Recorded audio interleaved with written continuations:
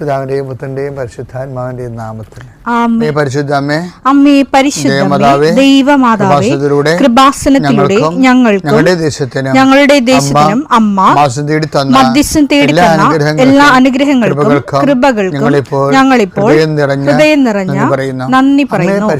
അമ്മേ പരിശുദ്ധമ്മേ, ദൈവമാതാവേ, 2004 ഡിസംബർ 7 ഉച്ചകഴിഞ്ഞ് 2:30 കൃപാസനത്തിൽ സംഭവിച്ച അമ്മയുടെ പ്രത്യക്ഷപ്പെടലിനെ കുറിച്ച് തിരുസഭയ്ക്ക് സമർപ്പിച്ചിരിക്കുന്ന പഠനരേഖകളുടെ മേൽ സഭാത്മകമായ പഠനം ആരംഭിക്കുവാൻ ഞങ്ങൾ പ്രാർത്ഥിക്കുന്നു. അമ്മേ പരിശുദ്ധമേ, ഭൂസ്വർലോകങ്ങളുടെ രാജ്ഞിയായ അങ്ങേയ്ക്ക് ഭൗമസംരക്ഷണത്തിനായി പ്രപഞ്ചപ്രകൃതിയെ തന്നെ തിരുസഭ പ്രതിഷ്ഠിക്കുവാൻ ഈ പ്രത്യക്ഷീകരണം വഴി ഇടയാക്കണമേ. പരിശുദ്ധമേ, ജപമാല മാതാവേ, സകല കൃപാസനം പ്രാർത്ഥനയോടും ചേർത്ത് ഞങ്ങളിപ്പോൾ പ്രാർത്ഥിക്കുന്ന ഈ കുടുംബത്തിന്റെ പ്രത്യേക നിയോഗം മക്കളെ.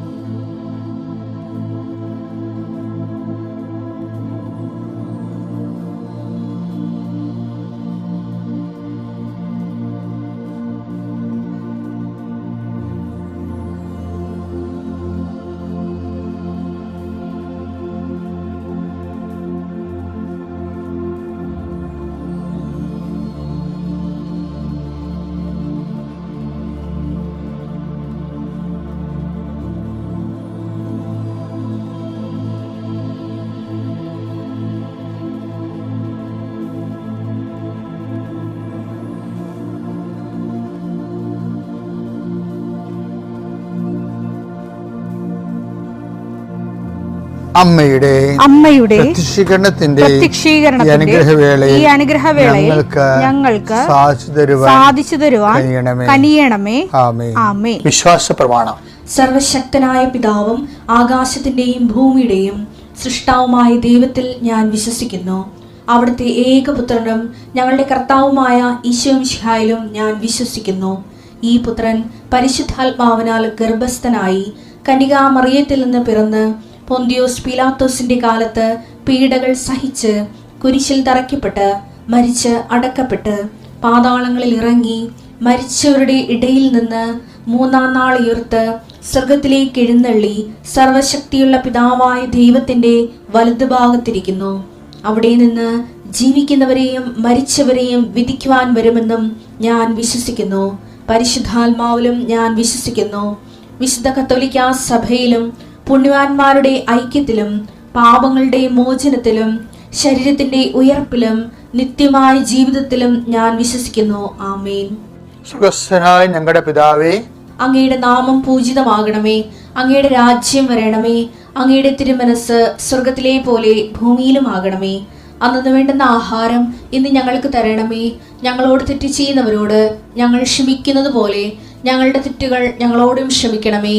ഞങ്ങളെ പ്രലോഭനത്തിൽ ഉൾപ്പെടുത്തരുതേ, തിന്മയിൽ ഞങ്ങൾ രക്ഷിക്കണമേ. ആമേൻ. നന്മ നിറഞ്ഞ മറിയമേ, സ്വസ്തി. കർത്താവ് അങ്ങയുടെ കൂടെ സ്ത്രീകളിൽ അങ്ങ് അനുഗ്രഹിക്കപ്പെട്ടവളാകുന്നു. അങ്ങയുടെ ഉദരത്തിൻ ഫലമായി ഈശോ അനുഗ്രഹിക്കപ്പെട്ടവനാകുന്നു.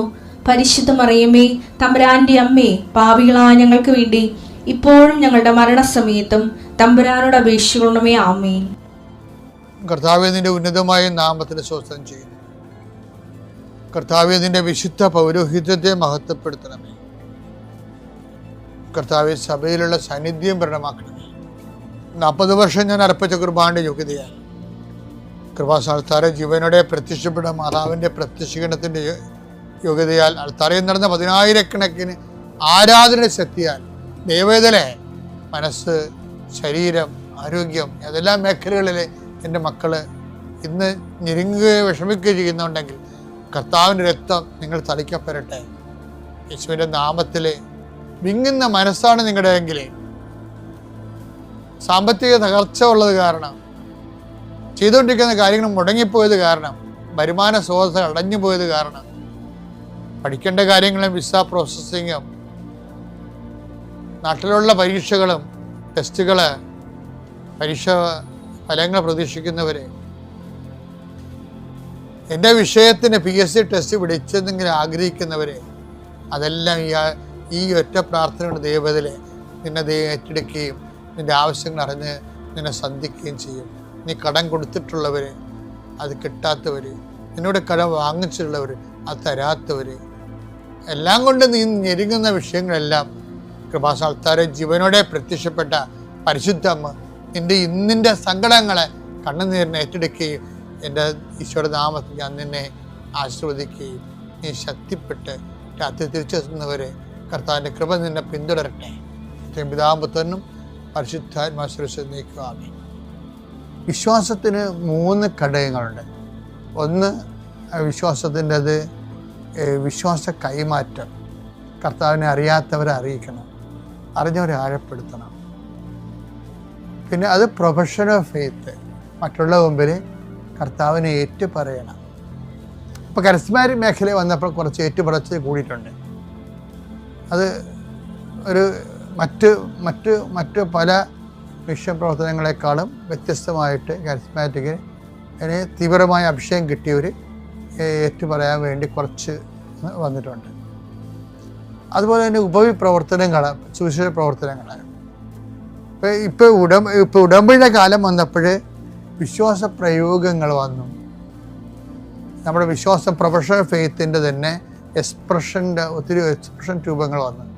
പിന്നെ സുവിശേഷ കൈമാറ്റം മസ്റ്റാക്കി, ഓപ്ഷണലല്ല. അത് whether you have given the grace or not, by the very person you are being Christian, you must proclaim gospel. അതാണ് ഉടമ്പടിയുടെ ഒരു നിലവാരം എന്ന് പറയുന്നത്. നിനക്കത് പ്രത്യേക ഗ്രേസ് കിട്ടിയാലും ഇല്ലെങ്കിലും നീ വത്തിക്കാൻ സുനദോസിൻ്റെ by baptism every Christian is missionary. അത് വെള്ളം കൊണ്ട് ജ്ഞാനസ്നാനമാകാം, വിശ്വാസം കൊണ്ട് ജ്ഞാനസ്നാനപ്പെട്ട ആളാകാം. നീ ക്രിസ്തുവിനെ അറിഞ്ഞോ, you must give to others your faith. അതാണ് ഉടമ്പടിയുടെ അത് വത്തിക്കാൻ സുനദോസിൻ്റെ നിലപാടാണത്. അല്ലാതെ ഒരു പ്രാർത്ഥിച്ച് ഒരു ഗ്രേസ് കിട്ടിയിട്ട് അവർ ജീവിത വിളിയായിട്ട് പ്രത്യേകം തിരഞ്ഞെടുത്ത് കുറേ പേരുടെ ഒരു സമൂഹം ഉണ്ടാക്കുകയല്ല. Everybody who are baptist in faith they must be missionary. അതാണ് ഉടമ്പടിയുടെ രീതി എന്ന് പറയുന്നത്. അപ്പോൾ ഇതിൻ്റെ വരുന്ന വിഷയം എന്ന് പറയുന്നത് മുൻതൂക്കങ്ങൾ, മിഷൻ പ്രവർത്തനങ്ങൾ കർത്താവിനെ അറിയാം. അത് എപ്പോഴും മിഷൻ പ്രവർത്തനങ്ങൾ എപ്പോഴും ഈസിയല്ല. എല്ലാ കാര്യങ്ങളും ഇത്രയും നമുക്കുണ്ടായിട്ടുള്ള എല്ലാ രക്തസാക്ഷികളും മിഷണറി ജോലി ചെയ്ത രക്തസാക്ഷികളായവരാണ്. അപ്പം മിഷണറി ജോലി ചെയ്യുന്നവർക്ക് ആന്തരികമായ ബോധ്യമുണ്ട് അതിൻ്റെ പേയ്മെൻറ്റ് നടത്തേണ്ടി വരുമെന്ന്. പിന്നെ മിഷണറി ആകാൻ പറ്റത്തില്ല. പിന്നെ ക്യാപിറ്റൽ മിഷണറി ആയിട്ടുള്ള അല്ലെങ്കിലും നമുക്ക് മിഷണറി ജോലി ചെയ്യുമ്പോൾ നമുക്ക് നമ്മുടേതായ വീടുകളിലും നമ്മുടെ തന്നെ ശരീരത്തിൽ, ഇപ്പം ഞങ്ങൾ തന്നെയാണെങ്കിലും വലിയ മിഷണറിയാണെന്ന് പറയണില്ല, എന്നാലും ചെയ്യണ മിഷൻ ജോലിയെല്ലാം നല്ല പേയ്മെൻറ്റിലാണ്. എനിക്കാണെങ്കിൽ നല്ല അസുഖങ്ങളൊക്കെ ഉണ്ട് പലതരത്തിലും. ഞാനതുമായിട്ട് ദൈവത്തിൻ്റെ അടുത്ത് അസുഖമാണെന്ന് പറഞ്ഞ് പോയിട്ടില്ല. ആ സമയത്ത് ആൾക്കാരെ പ്രാർത്ഥിക്കും. അതെന്താ കാര്യം വെച്ച് കഴിഞ്ഞാൽ അത് ആ ശുശ്രൂഷയുടെ കർത്താവ് എല്ലാവരും ഹീൽ ചെയ്യുമ്പോൾ അവൻ വൂണ്ടഡ് ഹീലറാണ്, മുറിവേറ്റവനായിട്ട് കിടക്കുന്നവനാണ് അവൻ. അപ്പം മുറിവിലൂടെയാണ് സൗഖ്യം എന്നുള്ള ബൈബിളിൻ്റെ ഒരു തിയറി ഉണ്ട്. അവൻ്റെ മുറിവിലാണല്ലോ നമ്മുടെ സൗഖ്യം വന്നത്. അപ്പം ഇത് വിശ്വാസത്തെ കുറച്ചുകൂടി ഗൗരവമായിട്ട് കാണുവാനും അതിനെ ചുമ്മാ ഒരു പ്രാർത്ഥനാ പുസ്തകങ്ങൾ വായിച്ച് ദൈവത്തിനെ കേൾപ്പിക്കുന്ന ഒരു പ്രാർത്ഥന ക്രിസ്ത്യാനിയായിട്ട് റെഡ്യൂസ് ചെയ്യാതെ വിശ്വാസം പ്രൊക്ലെയിം ചെയ്യുന്ന, വിശ്വാസം സാക്ഷീകരിക്കുന്ന ആഴമുള്ള ക്രൈസ്തവരായിട്ട് മാറാൻ അതാണ് നമുക്ക് അധികാരം നൽകണത്. അപ്പം നമുക്ക് ആഴമുള്ള വിശ്വാസം കൈമാറുന്നവരാണെന്ന് കണ്ടാൽ ദൈവം നമുക്ക് തരണത് അഭിഷേകത്തെക്കാൾ വലിയ സംഭവം തരും. അതിനാണ് അധികാരം എന്ന് പറയുന്നത്. ലൂക്ക 22:32. എന്നാൽ നിന്റെ വിശ്വാസം ക്ഷയിക്കാതിരിക്കാൻ ഞാൻ നിനക്ക് വേണ്ടി പ്രാർത്ഥിച്ചു. ഗെത്സെമനയിലെ ഭയങ്കര കഠോര സങ്കടങ്ങളുടെ സമയത്ത് പത്രോസിനെ ഈശോ സപ്പോർട്ട് ചെയ്ത് പ്രാർത്ഥിക്കുന്നതാണ്. പിന്നെ പത്രോസിനെ പറഞ്ഞ ഒരു കാര്യമുണ്ട്, എന്താണ്? നീ തിരിച്ചു വന്ന് നിന്റെ സഹോദരരെ ശക്തിപ്പെടുത്തണം. അതാണ് വിഷയം. നമ്മളെ ഒരു കംപ്ലീറ്റ് വിശ്വാസി ആകുമ്പോൾ എന്താ ചെയ്യണത്? നമ്മളെ തന്നെ അവശതകളിൽ നിന്നും പിന്തിരിപ്പൻ മനോഭാവങ്ങളിൽ നിന്നും, നഷ്ടശിഷ്ട ബോധങ്ങളിൽ നിന്നും, ലാഭനഷ്ട കണക്കുകളിൽ നിന്നും, ആരോഗ്യ കണക്കുകളിൽ നിന്നും, കുടുംബത്തിൻ്റെ കലഹങ്ങളിൽ നിന്നൊക്കെ നമ്മൾ തിരിച്ചു വന്ന് എന്ത് ചെയ്യണം? നിന്റെ സഹോദരനെ ശക്തിപ്പെടുത്തണം. അപ്പം തിരിച്ചു വരവാണ് വിശ്വാസത്തിൻ്റെ ഒരു ഏറ്റവും വലിയ തിരിച്ചു വരവാണ്. എല്ലാവർക്കും തിരിച്ചു വരാൻ ഒത്തിരി ഇടങ്ങളുണ്ടല്ലോ. ചിലക്ക് കടങ്ങളായിരിക്കും. അയ്യോ ഞാൻ കടവന്ന് കഴിയട്ടച്ചാ. ചില അമ്മച്ചിമാർ ഉടമ്പടി എടുത്തിട്ട് എന്താ പറയണത്?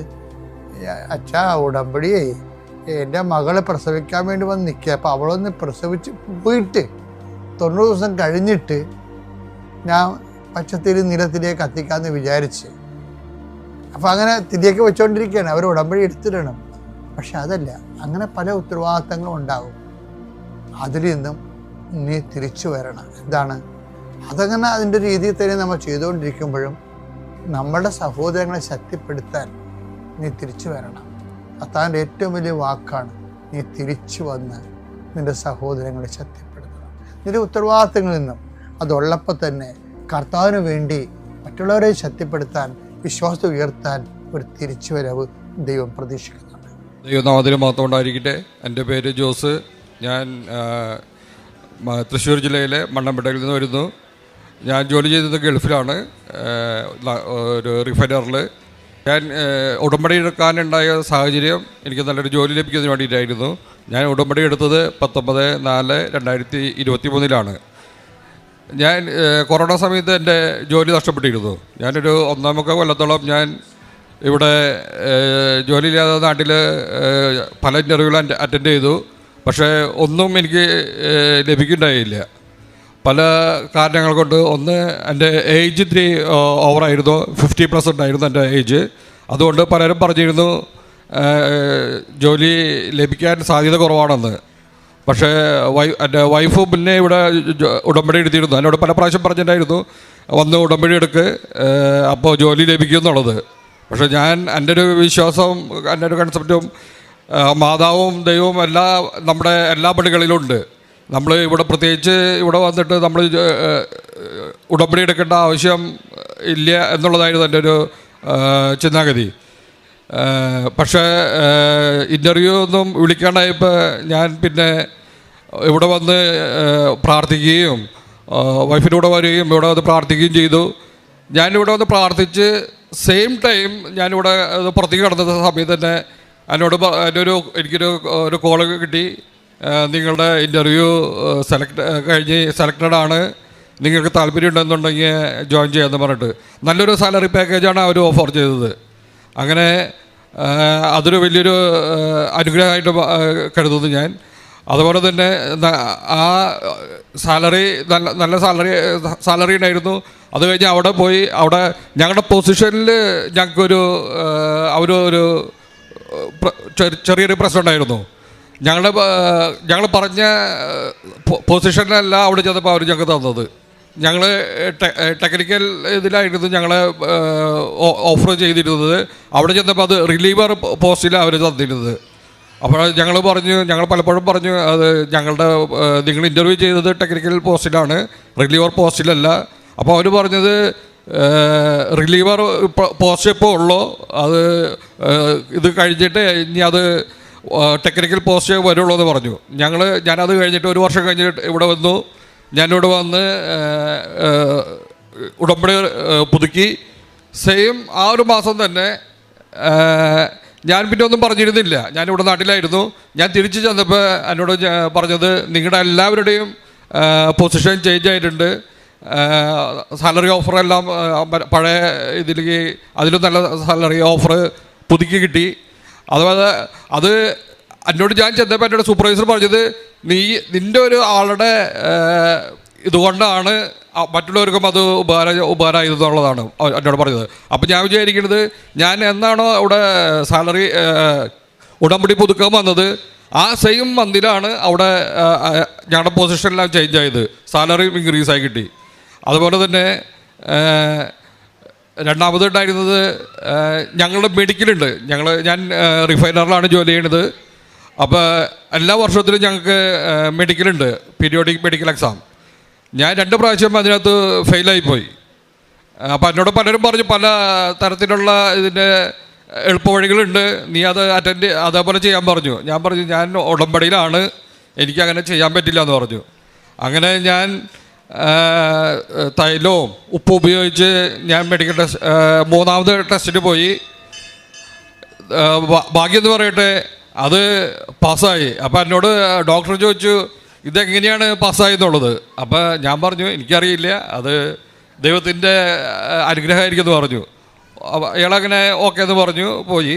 പക്ഷെ എനിക്കറിയായിരുന്നു അത് ഇവിടെ വന്ന ഉടമ്പടി എടുത്ത് എൻ്റെ നമ്മൾ ഉപയോഗിച്ച തേനും ഉപ്പും തൈലത്തിൻ്റെയും സംരക്ഷണമായിരുന്നു എന്നുള്ളത്. അതുപോലെ തന്നെ ഞങ്ങൾക്കൊരു ആഗ്രഹം ഉണ്ടായിരുന്നു നല്ലൊരു വീട് പണിയണം.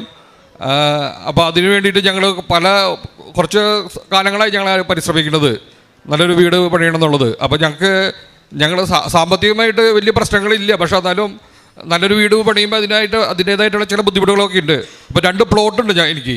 അപ്പോൾ അത് വിറ്റ് നമുക്ക് അതിൻ്റെ എല്ലാ സാമ്പത്തിക പ്രശ്നങ്ങളും തീരും എന്നുള്ളതായിരുന്നു എൻ്റെ ഒരു കൺസെപ്റ്റ്. ഞങ്ങൾ വിൽക്കാൻ ശ്രമിക്കുമ്പോൾ നമ്മൾ പ്രതീക്ഷിക്കുന്ന വില കിട്ടണില്ല. അങ്ങനെ വൈഫും ഞാനും കൂടി 2 സ്ഥലത്തും കൊണ്ടുപോയിട്ട് ഉപ്പും തൈലവും ഇട്ട് പ്രാർത്ഥിച്ചു. അതിൻ്റെ ഫലമായിട്ട് യാതൊരു കുഴപ്പം കൂടാതെ ഞങ്ങളുടെ വീട് പണിക്ക് കഴിയണതിന് മുന്നേ തന്നെ 2 വസ്തുവും വിറ്റ് പോകാനും അതിൻ്റെ ആ പൈസ കൊണ്ട് വീട് പണിയാനും സാധിച്ചു. അതുപോലെ അതാണ് എനിക്ക് ലഭിച്ച അനുഗ്രഹങ്ങൾ. അതുപോലെ തന്നെ പ്രേക്ഷിത പ്രവർത്തനമായിട്ട് നമുക്ക് ഗൾഫിൽ ഇങ്ങനെ പോലെ പ്രേക്ഷിത പ്രവർത്തനമൊന്നും ചെയ്യാൻ പറ്റില്ല. എന്നിരുന്നാലും അവിടെ പുറത്ത് ജോലി ചെയ്യുന്ന മറ്റുള്ള കൺട്രികളുടെ സഹോദരങ്ങളുണ്ടായിരിക്കും. അവർക്ക് നമ്മളെ കൊണ്ടാകാവുന്ന തരത്തിലുള്ള സാമ്പത്തികമായിട്ടുള്ള സഹായങ്ങൾ കൊടുക്കാറുണ്ട്.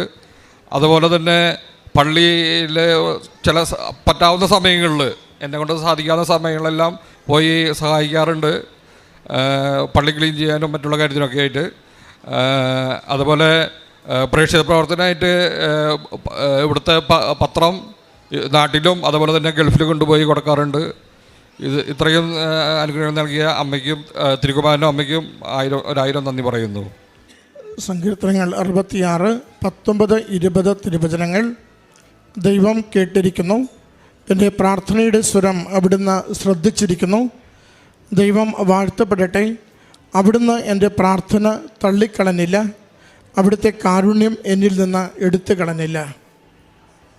ജോസ് എന്ന ഈ സഹോദരൻ തൻ്റെ ഉടമ്പടി ജീവിതത്തിൽ അമ്മ മാതാവും ഈശോയും അത്ഭുതകരമായി ഇടപെടുകയും സമയച്ചുരുക്കത്തിൽ ജീവിത വിഷയങ്ങൾ ഏറ്റെടുത്ത് പരിഹരിക്കുകയും ചെയ്തതിൻ്റെ സാക്ഷ്യങ്ങളാണ് നമ്മളോട് പങ്കുവച്ചത്.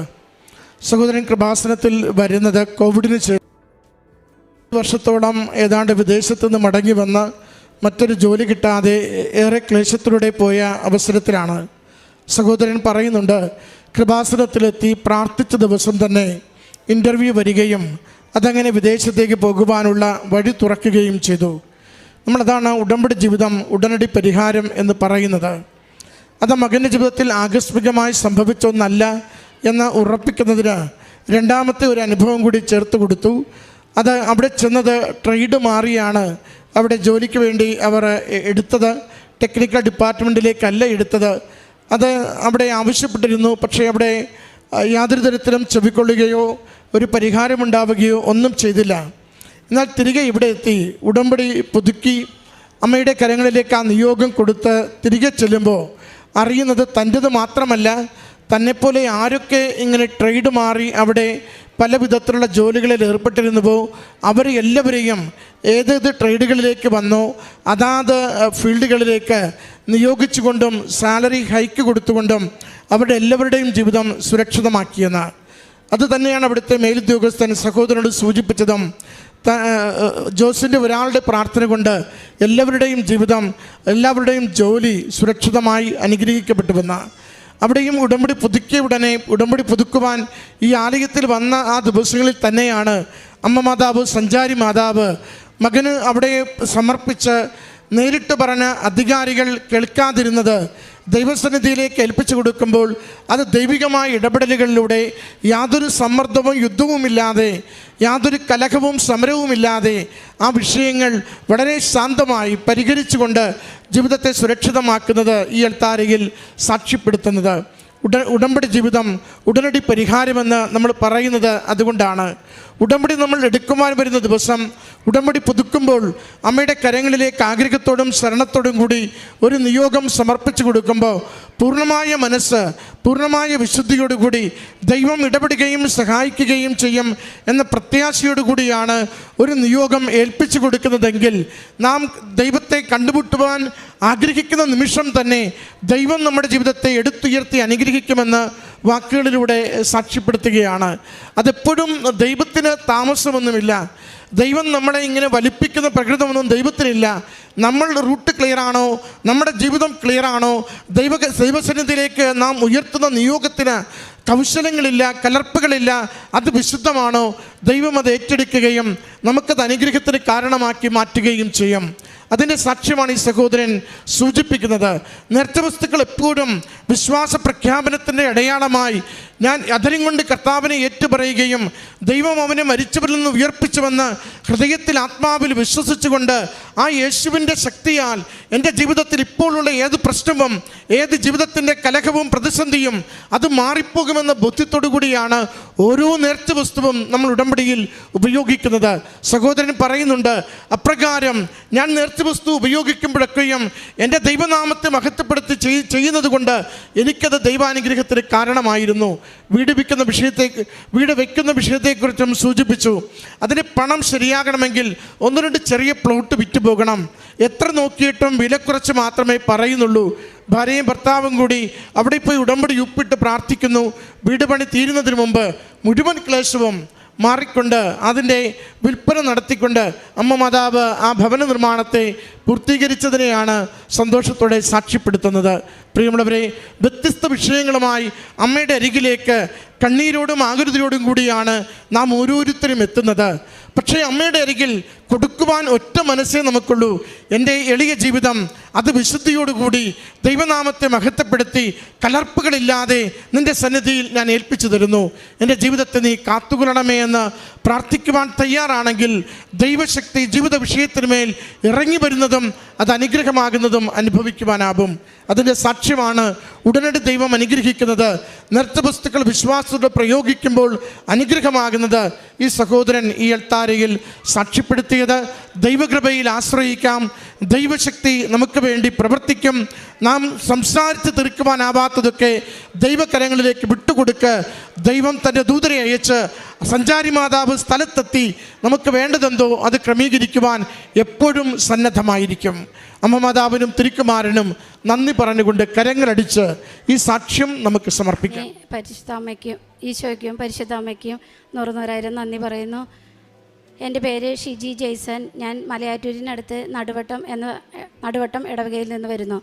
ഞാനിവിടെ ആദ്യമായിട്ട് കടന്നു വന്നത് ഒരു ടൂറ് പോയതിൻ്റെ ഭാഗമായിട്ടാണ് ഞാൻ ആദ്യമായിട്ട് ഇവിടെ കടന്നു വന്നത്.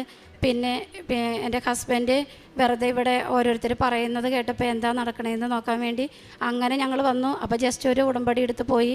പിന്നെ അതിൻ്റെ ഇടയ്ക്ക് എൻ്റെ മകൻ വന്നായിരുന്നു, അവനും ഉടമ്പടി എടുത്ത് പോയി. അവരൊക്കെ ഉടമ്പടി എടുത്തത് അത് കംപ്ലീറ്റ് ചെയ്യാനായിട്ട് അവർക്ക് സാധിച്ചില്ല. ഇതെൻ്റെ ഭർത്താവ് ജെയ്സൺ, ഇത് എൻ്റെ മകൾ റോസ്മേരി. അപ്പോൾ ഞാൻ വിചാരിച്ചു എൻ്റെ രണ്ടാമത്തെ മകൻ സെമിനാരിയിൽ പഠിക്കണേ. അപ്പോൾ അവൻ പറയും അമ്മച്ചിയുടെ അപ്പച്ചൻ്റെ ഒക്കെ പ്രാർത്ഥന ഉണ്ടെങ്കിലാണ് എനിക്കിവിടെ പിടിച്ച് നിൽക്കാൻ സാധിക്കുകയുള്ളൂ എന്ന് അവനെപ്പോഴും പറയായിരുന്നു. അപ്പോൾ പ്രാർത്ഥനയിൽ ഞങ്ങൾ ഒരുപാട് നന്നായിട്ട് പ്രാർത്ഥിക്കുകയൊക്കെ ചെയ്യും. എല്ലാ ദിവസവും കുർബാനയ്ക്കൊക്കെ പോകും. അങ്ങനെ ചെയ്യുന്ന മക്കളായിരുന്നു. പക്ഷേ ഒത്തിരി നാളായിട്ട് നമ്മുടെ പ്രാർത്ഥിക്കുന്ന കാര്യങ്ങളൊക്കെ ഒരുപാട് താമസം വരുമ്പോൾ പ്രാർത്ഥനയിൽ കുറേ അകന്നു പോയി തുടങ്ങി. കുർബാന ഡെയിലി പോയിക്കൊണ്ടിരുന്നതൊക്കെ ഞായറാഴ്ച മാത്രമായിട്ട് അങ്ങനെ ചുരുങ്ങിപ്പോയി. അപ്പം ഞാൻ തന്നെ വിചാരിച്ചു ഇങ്ങനെ പോയാൽ ശരിയാവില്ല. എൻ്റെ കുടുംബത്തിന് ഇങ്ങനെ ഓരോ ഇതുങ്ങൾ വന്നുകൊണ്ടിരിക്കണത്. എൻ്റെ മകളാണെങ്കിൽ ജർമ്മനിക്ക് പോകാനായിട്ട് പഠിച്ചുകൊണ്ടിരിക്കുകയായിരുന്നു. അപ്പോൾ അതും നടക്കണില്ല. അപ്പോൾ അങ്ങനെ കുറേ തടസ്സങ്ങൾ ഇങ്ങനെ വന്നപ്പോൾ ഞാൻ വിചാരിച്ചു ഞാൻ തന്നെ ഉടമ്പടി എടുക്കാം എന്ന് വിചാരിച്ച് ഞാൻ തന്നെ ഉടമ്പടി എടുക്കാൻ വന്നത്. പക്ഷേ അതിൻ്റെ ഇടയ്ക്ക് കുറേ പേര് എന്നോട് പറയുന്നുണ്ട് നീ പോയി ഒരു ഉടമ്പടി എടുക്കുക. പിന്നെ ഞാനൊരു കിഡ്നിയിൽ ഒരു കംപ്ലൈൻ്റ് ഉള്ളൊരു വ്യക്തി കൂടിയാണ്. ക്രിയാറ്റിൻ്റെ ലെവൽ കൂടി വരുന്ന ഒരവസ്ഥയുണ്ട് എനിക്ക്. അതൊരു 5 വർഷത്തോളമായിട്ട് മരുന്ന് കഴിച്ചുകൊണ്ടിരിക്കുന്നുണ്ട്. അപ്പോൾ എല്ലാവരും പറയുന്നുണ്ട് നീ പോയി ഒരു ഉടമ്പടി എടുക്കുന്നത്. പക്ഷെ ഞാനതിനൊന്നും കൂട്ടാക്കാറില്ല. ഞാൻ വിചാരിക്കും അതിൻ്റെ ഒന്നും ആവശ്യമില്ല, അങ്ങനെ തന്നെ വിചാരിച്ചാണ് ഞാൻ മുന്നോട്ട് പോയി. പക്ഷേ ഉടമ്പടി ഞാൻ എടുത്തു. ഉടമ്പടിയിൽ എൻ്റേതായിട്ടുള്ള ഫസ്റ്റ് ഉടമ്പടി എടുത്തപ്പോൾ എൻ്റേതായിട്ടുള്ള രോഗത്തിൻ്റെ വിവരം അങ്ങനെയൊന്നും ഞാൻ വെച്ചിരുന്നില്ല. പക്ഷേ ഞാൻ ഉടമ്പടി എടുത്ത് പ്രാർത്ഥിച്ച് തുടങ്ങിയതിൻ്റെ അത് ഫസ്റ്റ് തന്നെ തുടങ്ങിയത് എനിക്ക് ഈ പ്രാർത്ഥനയിൽ ഉറച്ചു നിൽക്കാൻ സാധിക്കണം, കുർബാനയ്ക്കൊക്കെ മുടങ്ങാണ്ട് പോകാൻ പറ്റണം, ആ ഒരു ഇതിനകത്ത് വളർന്നു വരാൻ വേണ്ടിയാണ് ഞാൻ ഉടമ്പടിയിലേക്ക് ഫസ്റ്റ് വന്നത്. പിന്നീടാണ് ഫസ്റ്റ് ഞാൻ നിയോഗം വെച്ചത്, പിന്നീടാണ് ഞാൻ എൻ്റെ ഭൗതിക കാര്യങ്ങളും ബാക്കിയുള്ള കാര്യങ്ങളൊക്കെ വെച്ചോളൂ. അതുകൊണ്ട് തന്നെ എനിക്ക് ആ ഉടമ്പടി 90 ദിവസം കംപ്ലീറ്റ് ചെയ്യാൻ സാധിച്ചു. എല്ലാവരും നല്ല ഇതായിട്ട് സാധിച്ചു. അതിൻ്റെ ഇടയ്ക്ക് എനിക്ക് ഉടമ്പടിയിൽ വെക്കാത്ത ഒത്തിരി കാര്യങ്ങളാണ് നടന്നു കിട്ടിയത്. എൻ്റെ ഭർത്താവിന് കുറേ വർഷങ്ങളായിട്ടുണ്ടായിരുന്ന അലർജിയുടെ അസുഖം അത് മാറിക്കിട്ടി. അതെൻ്റെ ഭർത്താവ് തന്നെ സാക്ഷ്യപ്പെടുത്തുന്നതാണ്. എനിക്ക് 30 വർഷമായിട്ട് തുമ്മലിൻ്റെ ഒരു അലർജിയാണ്. അപ്പം നമുക്ക് വെളുപ്പിന് തന്നെ കുർബാനയ്ക്ക് പോകാനായിട്ട് തടസ്സമുണ്ടായിരുന്നു. അപ്പം ഞാൻ ഏറ്റവും ഫ്രണ്ടിൽ നിന്ന ആളാണ് കുർബാനയ്ക്ക്. അപ്പം ഞാൻ ഈ തുമ്മൽ കാരണം മറ്റുള്ളവർക്കൊരു അസ്വസ്ഥത വരണ്ടല്ലോ എന്ന് വിചാരിച്ച് ദൈവമേ ഞാൻ ഏറ്റവും ബാക്കിലേക്ക് വന്ന് അവിടെ കുർബാനയൊക്കെ കൂടി ഇവൾ വന്ന് ഇവിടെ ഉടമ്പടി എടുത്ത് ഞാൻ പിറ്റേ ദിവസം തൊട്ട് എനിക്ക് ഭയങ്കര മാറ്റം. തുമ്മലൊന്നും മഞ്ഞില്ല. കാലത്ത് തന്നെ വെളുപ്പിന് തന്നെ ഇവളെന്നെ 5 മണിക്ക് എനിക്ക് വിളിച്ചെണീപ്പിക്കും. ഞാൻ കുളിക്കും, എന്നിട്ട് പള്ളിയിൽ പോകും. ഞാൻ അവിടെ ചെന്നിട്ട് ഒരു തുമ്മലും വരുന്നില്ല. അപ്പോൾ എൻ്റെ മനസ്സിലൊരു ഇത് വന്നു എന്ന് പറഞ്ഞു കഴിഞ്ഞാൽ ആദ്യം ഞാൻ ഏറ്റവും ഫ്രണ്ടിൽ നിന്ന ആളാണ്. അപ്പം വീണ്ടും എനിക്ക് ഫ്രണ്ടിലേക്ക് പോകണമെന്ന്. അപ്പം ഞാൻ ഏറ്റവും ഫ്രണ്ടിൽ തന്നെ ആദ്യത്തെ ഇതിനകത്ത് തന്നെ പോയി നിന്നു. അപ്പോൾ ഒരു ചേട്ടൻ എന്നോട് ചോദിച്ചു, അവിടെ വന്ന ചേട്ടൻ ചോദിച്ചു, നീ ഏറ്റവും ബാക്കിൽ നിന്നവൻ ഫ്രണ്ടിലേക്ക് ഇപ്പോൾ കയറി നിൽക്കാണല്ലോ, അതെന്താ കാര്യമെന്ന് ചോദിച്ചു. അപ്പോൾ ഞാൻ പറഞ്ഞു, എനിക്ക് മാതാവ് കൃപാസന മാതാവ് ഒരു അനുഗ്രഹം തന്നു. അപ്പോൾ ഉടമ്പടി എടുത്തതിൻ്റെ ഫലമായിട്ട് എനിക്ക് എൻ്റെ തുമ്മൽ മാറി കിട്ടി. അതിന് പേരിൽ ഞാൻ എൻ്റെ പഴയ സ്ഥാനത്തേക്ക് എന്നെ വന്നേക്കാണെന്ന് പറഞ്ഞു. അങ്ങനെ ഇപ്പം എല്ലാ ദിവസവും പള്ളിയിൽ പോകുന്നുണ്ട്. കാലത്ത് തന്നെ ഇവളാണ് എനിക്ക് പ്രാർത്ഥിക്കുന്നത് 5 മണിക്ക്. ഞാൻ എനിക്കും അപ്പോൾ തന്നെ ആ പ്രാർത്ഥനയിൽ ചെറുതായിട്ട് ഞാൻ കൂടും, എന്നിട്ട് നേരെ പള്ളിയിൽ പോകും. അപ്പം അങ്ങനെ ഒരു ദൈവാനുഗ്രഹം മാതാവ് വഴി എനിക്ക് ലഭിച്ചു.